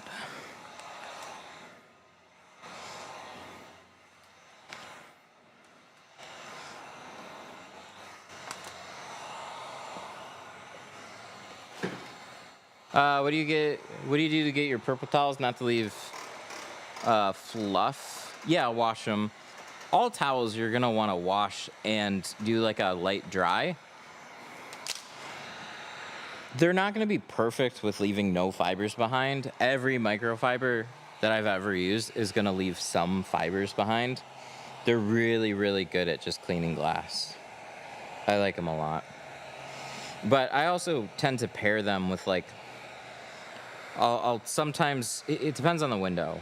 If there's a lot of water there, it's best to soak up some of that water with like a denser microfiber and then use the thinner purple one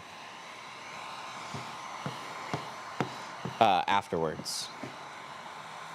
So they definitely soak up water, but the denser the towel, higher GSM, like in the 300 to 500 range, will just absorb more water.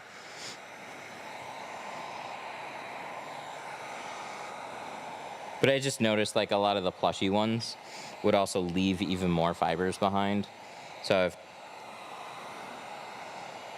wanted to find something that just didn't leave as much behind, but it's like hard to find something. The waffle weaves are okay. I tend to go for the purple ones over any waffle weave.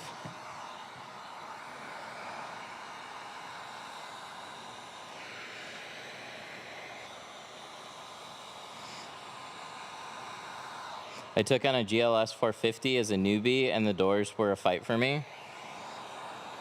Yeah, I could see that. So, Mercedes, BMW, they're gonna be a step above your Silverados, your Rams, your F-150s, like all your domestic trucks and SUVs. They just make shit differently here. Not as tight of fits, easier to pull panels. Famous German engineering is always an over-engineered pain in the ass. Tighter tolerances, things snug together. They're not made to take apart as easily. So, especially when you get into some of the higher-end Mercedes, like Mercedes has a big, so they all have a big scale. You have your easier, cheaper ones, and then you have like your S-Class. So the higher up you go, a lot of times you're just gonna get into some unique shit.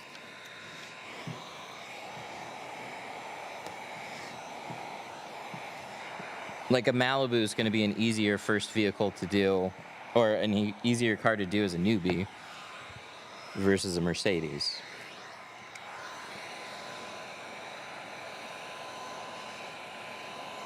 That's just part of learning, though. Unfortunately, like, that's the experience that you build up over time. Practice, practice, practice on an easier car, get that really good, and then when you run into a harder car, it's still going to be difficult, but it's going to be easier than if you didn't have the practice that you needed on, like, your own stuff. What about a wide body Charger? Chargers generally just have tighter seals and a big curvy back window. The back window on a Charger is a lot more similar to like a windshield on a Model 3 or a Model Y. For a time, they were the hardest, most common vehicle that people would get. I think that's really gone to the Model 3 now.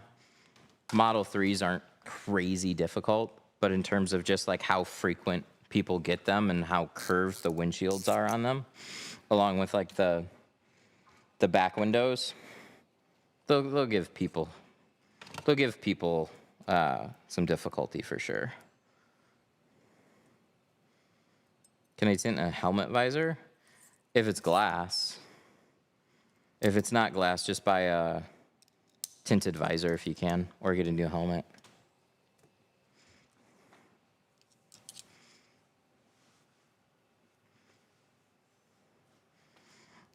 Tint will stick to plastic, but plastic like off gases and flexes and stuff, so it just doesn't last.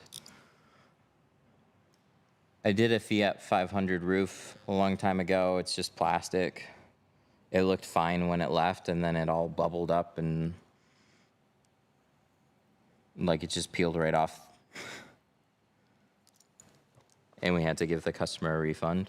It was one of those, like, they said it wasn't gonna work, and it's like, I don't know, it might be okay. And then it just definitely wasn't okay. Lesson learned. But now I know firsthand. Hummers do the same thing. They don't, most of them just have plastic, either like black panels or transparent, like plastic, plexi. Tint doesn't stick to it.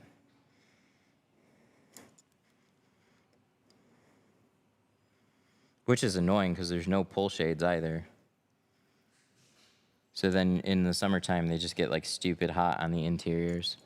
Really dumb vehicle design.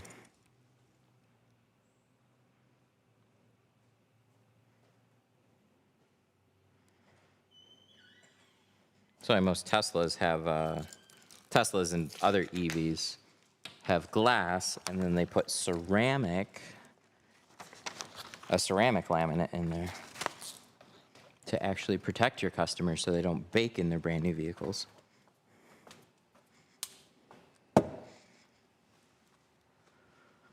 Wait, you tint on the outside just today? You know, I just thought, why not? Let's do it. Well, these people making it so difficult tinting on the inside, it's probably fine.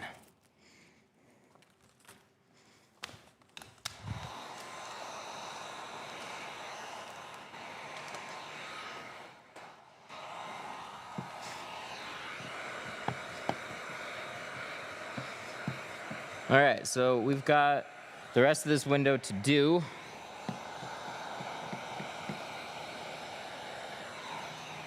Which is like the worst of everything. It's 5%. And then you can't like put a camera on the inside or on the outside. You can't see anything. So then I gotta peel it off of a board, which I guess we'll just have to do.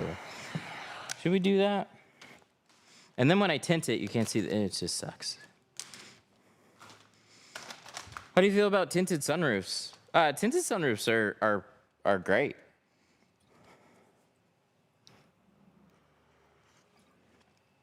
Most of them, so like this, most of them are going to be in like a 20% range. And they often will just have a pole shade. There's not going to be any type of heat protection from here. So when the sun's out, noontime, you'll feel that cutting through the window. You could put a light layer of ceramic over it and cut down that heat, or you could tint it some and then cut out some glare as well. Leave your sunroof open more. But since they're already tinted and they have the pole shade, a lot of my customers just don't get them done. They're like, oh, it's tinted already? Oh, and I got the shade? Oh, it's fine.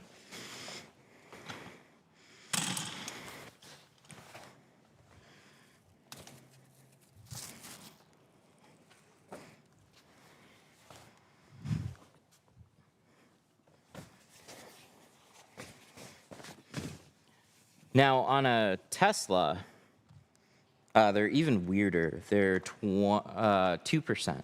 They're in that, like, they're actually really dark, and there's no pole shade. So they were sensible enough to go like, hey, maybe if we have a big glass roof with no pole shade, in the summertime, this is going to get really uncomfortable for our customers. So they had the foresight to put a ceramic laminate in the glass, and they also just tinted it extremely dark. So if you're thinking about tinting your Tesla roof and adding more ceramic to it, it doesn't really do anything for you. It just makes it a little bit darker. It's not going to help with additional like heat blocking. The roof is going to get really hot, and because that roof is so close to your head, you're just going to feel the heat still kind of radiate off of that window. What I ended up doing on mine was I put a reflective film on the outside. Get back into that Michigan state law of 35, no more than 35% reflective, but I've never gotten in trouble for the roof. But I have basically a chrome roof, and it keeps the roof 40 degrees cooler, which is legitimately really nice.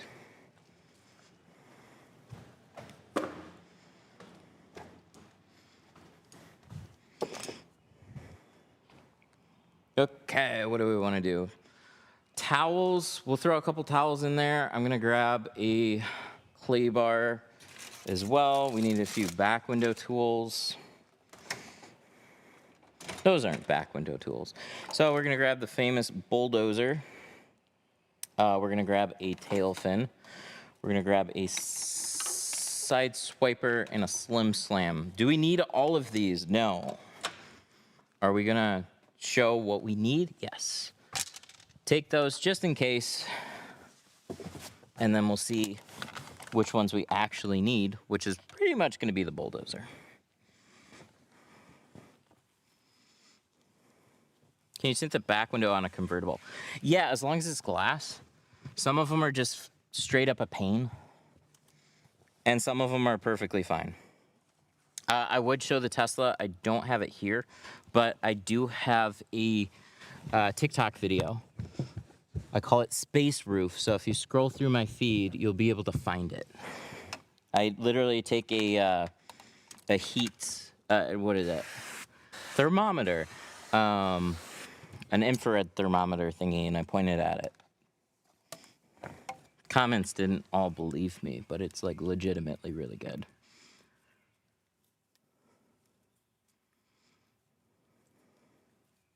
Have you done Chameleon? How do you feel about it?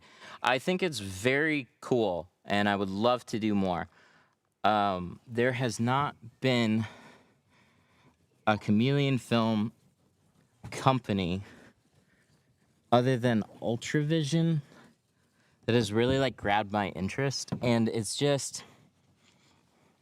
a bit of a me thing too. I don't go out of my way to really look for them, but they very early on got a really bad reputation for just fading within like 6 months to a year. And the few that I've done, one of them was on a windshield.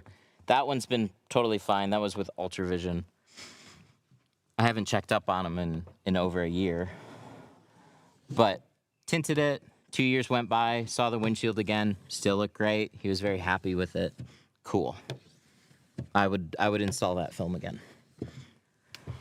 Other stuff, you just see forum groups talk about them and updates on certain things. And then I had somebody buy this gold chrome from one of those sites, and then he kept me updated on it. He got pulled over for it after like 8 months.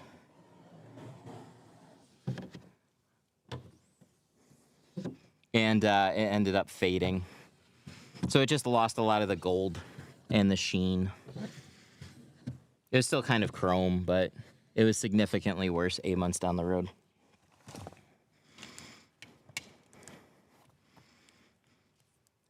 Does that clay bar not damage the heating element? No. Why would I take something that would damage the heating element and damage the heating element? That doesn't make sense to me. Clay bar is actually really good for the defrosters. There's, so defroster lines are not coated. They're metal. They're either like copper or like a silver or nickel or something. So they'll tarnish. So what a clay bar does really well is like, do you ever see the silly putty thing where you stick it to a newspaper and it pulls the ink off? Clay bar does really good for pulling that tarnish off of the lines. More so than any scrub pad and really any other way of cleaning. I tried a Mr. Clean Magic Eraser, the melamine pads. That didn't hold a candle to what a clay bar did.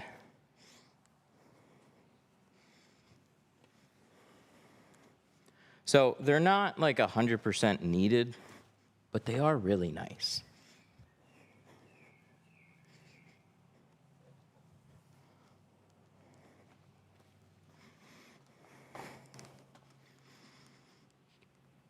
I'm having a really hard time with the tackiness of Pro Nano. I use your tint slip, add more than recommended. Any tips?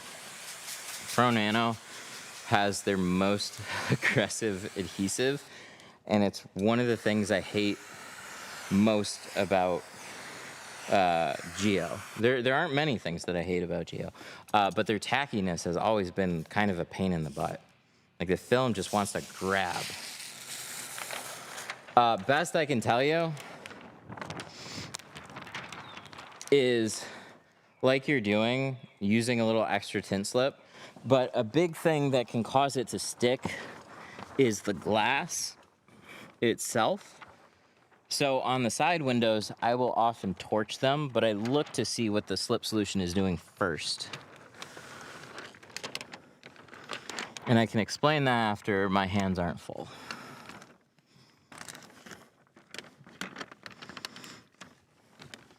Using cold water on a hot day can help. Spray down the windows and make sure that they kind of cool off before you just slap film on there.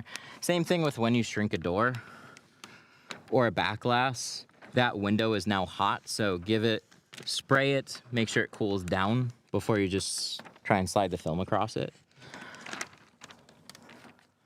But Pro Nano has their most aggressive adhesive. Even more than Pro Classic for whatever reason. But I'm not gonna say that their C2 is like that much better as far as like slide into place. Like they're all tacky.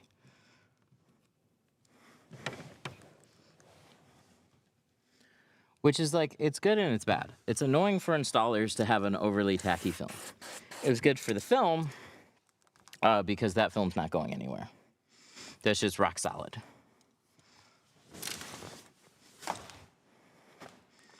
I cannot do Frankenstein. I find new people, if they learn how to reverse roll, they tend to just stick to reverse rolling. I don't like reverse rolling into third brake lights, which is my problem.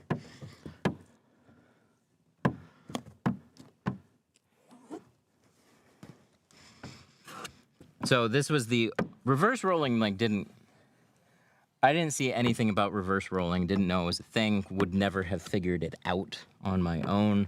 And then I saw some like random discussions about it and like, wait, what are people doing? How does that work? And I could never really get a straightforward video of it. And then I just kind of figured it out with a lot of feedback from people. But when I first did a reverse roll on a windshield, I was like, I gotta figure this out. This is so much smoother on a windshield.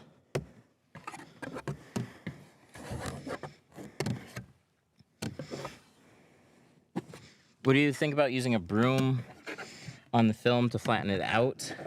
Yeah, that's actually kind of what I did, except with a little bit of a different tool. So we have brushes. Look, literally right here. But I grabbed this one.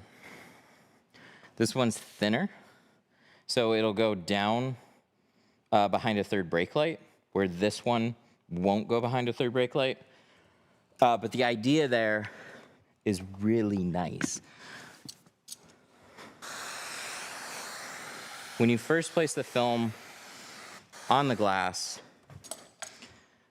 there's patches that try to, it depends on the window, it depends on your slip, depends on your film. We were just talking about Geo being really tacky. If you go back through my entire library, for the longest time, I just use a squeegee, but I focus on starting in the center and then working my way out. And I still do that. So I don't just squeegee over here and then move over here and then over here. I start in the middle and I'm trying to, like I shrink, I'm trying to work all this evenly across the entire window.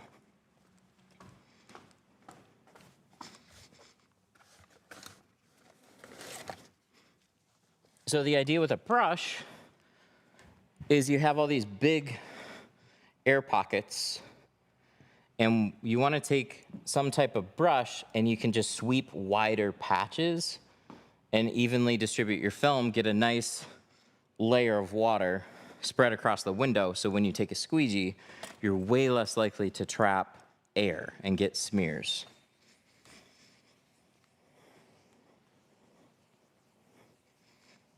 If you're new, they're especially gonna help. I don't know what it is, but when we constantly say, like at the classes, start in the middle and work your way out, people just, they don't do that. Or they don't apply enough pressure. They're just like kind of squeegeeing all over the place. And there's no real like watch, when I squeegee this back window, I start at the top and work my way down, go all the way across. I don't just squeegee here, and then I squeegee here, and then I squeegee here, right? Because like, what am I doing? I'm trailing stuff through where I already squeegeed. Like it doesn't, like, so you need some type of intention and like order to it. Do you not shrink it? No, you're just late. We definitely shrunk it.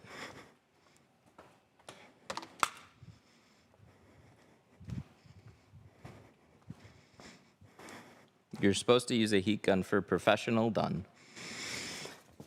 Shit. I missed that. We're just not gonna be professional done.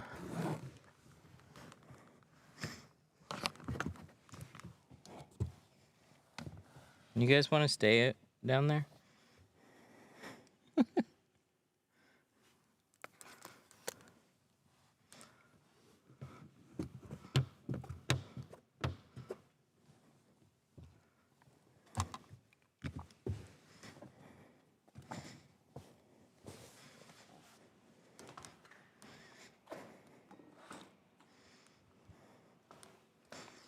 Ooh, still a little bit. See these little swoops?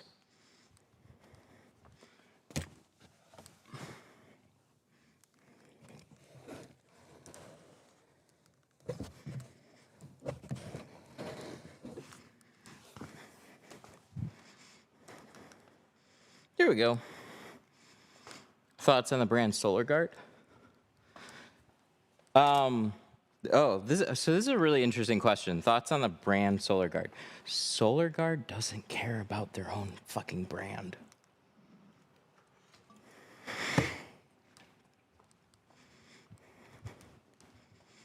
They care about their films. They care about their manufacturing. There's nice people over there. They don't care about their brand.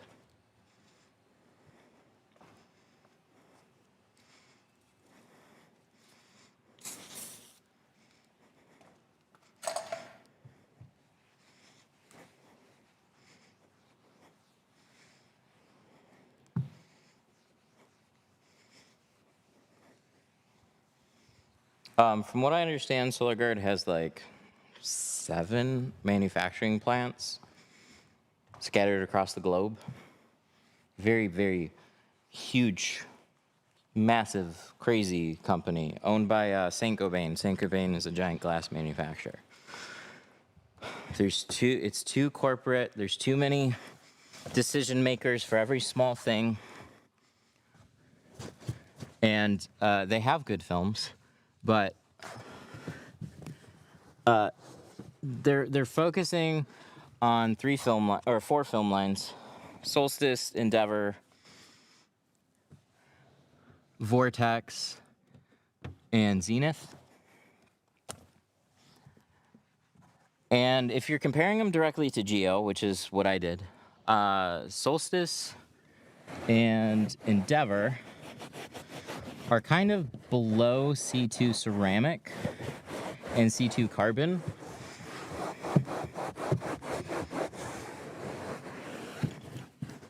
And then both on price and both on performance. And then if you look at Zenith and Vortex, Vortex comes close to C2 ceramic. It's basically like a very comparable film, but it's like $100 more a roll.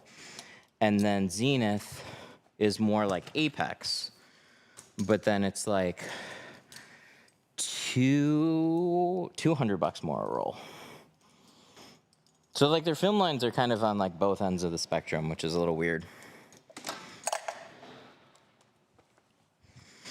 GeoShield, they buy films from South Korea. I mean, a few of their product lines probably come from there. GeoShield isn't a direct manufacturer either. A lot of brands aren't. But they utilize a lot of top manufacturers, which is why I like them. They've always been the best films that you can get without overspending on brand.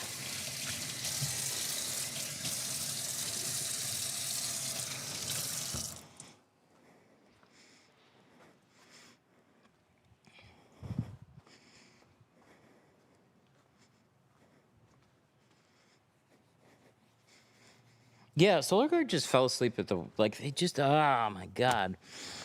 See, I can't say too much, but there's also these 2 things that are pretty obvious. One is when I search SolarGuard, why does it just look old? Like, not their website specifically, but like there's a bunch of older distributors. It's kind of hard to figure out who to go to actually buy the stuff. And it's just like, it feels kind of outdated.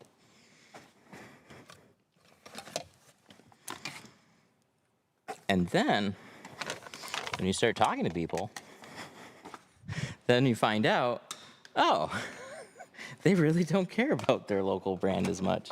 They care more about, like, it's not that they don't want to succeed. They just don't put any effort into it. They've been doing business a certain way for a very long time. They continue to do business that way. And they're way more interested about being a top global window film manufacturer than an actual recognizable film brand.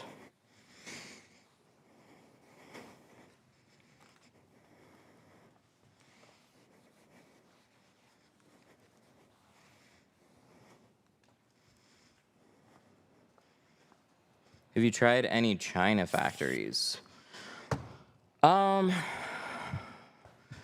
haven't ever bought specifically from a Chinese manufacturer with the intention of that film being a replacement film, because you don't buy from China.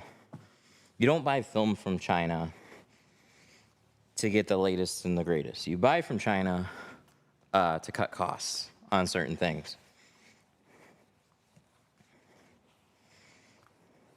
They do have really good manufacturing in certain sectors. Window film is one of those things where it's like, if you probably stay on top of it, you can probably get a really good window film. But they've got such a beat up reputation in window film. So you could maybe source a budget film and sell it that way. But I feel like if you actually bought direct from China and installers knew where it came from, they're never going to look at it the same as one of the other top tier brands. It's always going to be a budget alternative.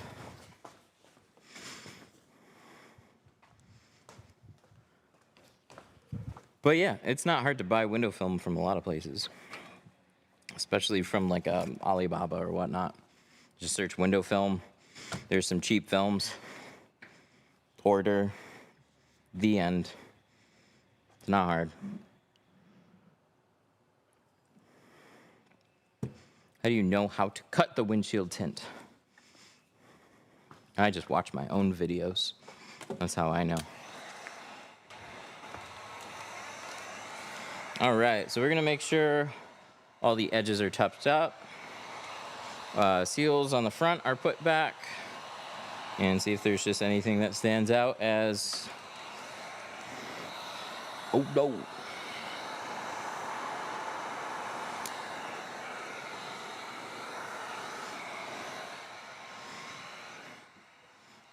Do cops pull you over for 15% on the front side 2 windows? They could. Depends on where you are, what cop you drive past, and what your state laws are.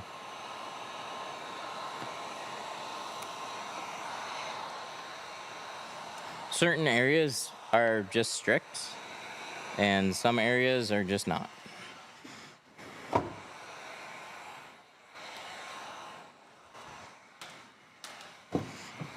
We buy master rolls, we get good prices. Yep. Master rolls are definitely a way to keep film costs down.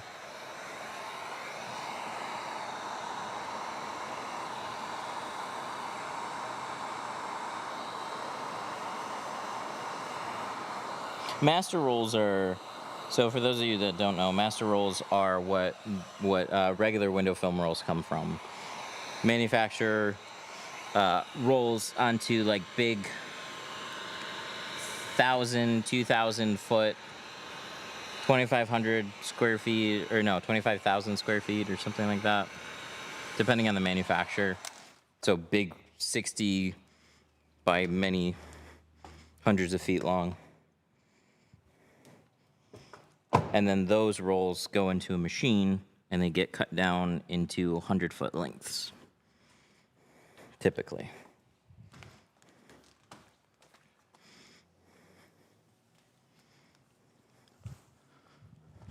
What tint do you have on your car right now? 20 on the rear, 35 on the front, and 50 on the windshield. On the Sienna we have outside, we have 35 on the front doors and 40 on the windshield. But it's a Model 3 versus a Sienna. The Sienna has just a bigger windshield, bigger front doors, a lot more light coming in. 40's been really like 40.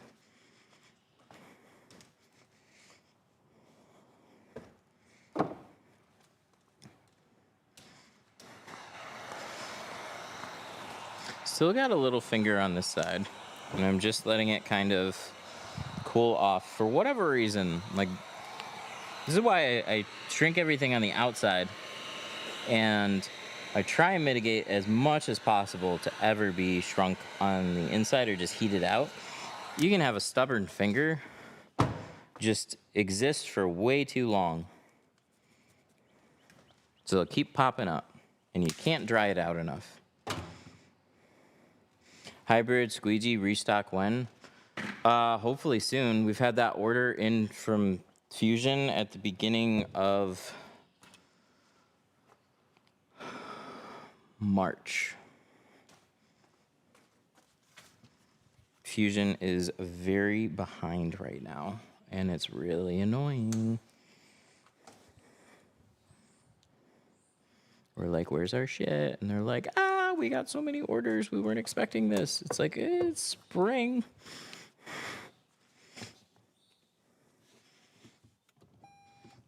So I don't know. Hopefully we'll get that email soon.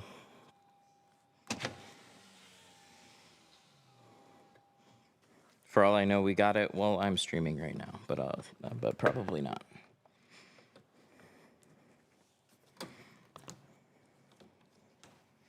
Okay. This is fun to do with a phone in the way. So you have this little bit. This is the only slightly odd part, is you have a little pin here and this rubber that pulls off first, and then the entire seal pops out. And you can roll the window back up. But this door panel is just held in with push clips. That's it. So pulling them out, super easy. Ooh, look at that. Look at that window. Look at how clean that is. That one's good. So we're gonna go do the same thing on the other side.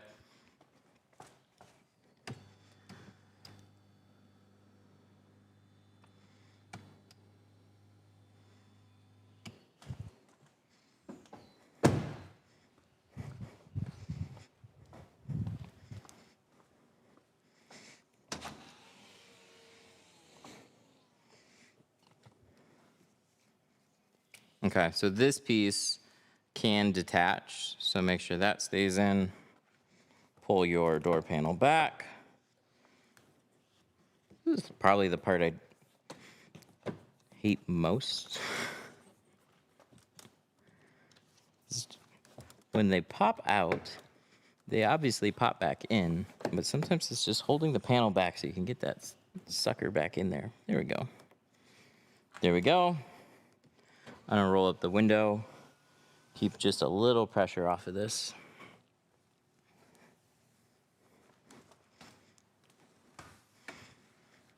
Top edge looks fantastic. We're gonna roll this the rest of the way up. Then we're going to pop that back on. Oh, if all door panels were like that, tinting windows would be too easy for everybody, and then the price would fall down even more.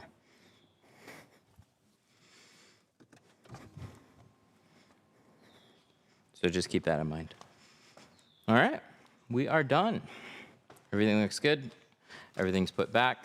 I gotta call the customer, let them know that their baby is all set. So 20 on the front, 5 on the rear. Very nice.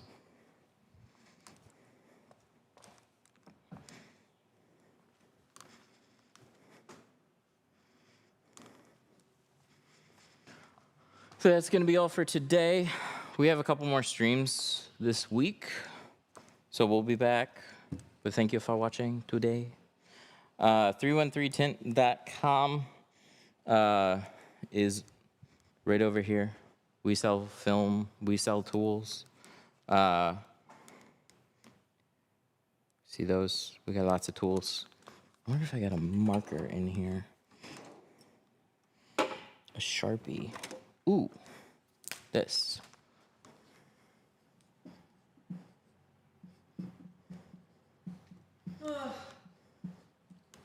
If you use 313tint at 313tint.com, then you will save 5% on tools. Smile. Thank you so much. You guys have a good one. I'll see you later.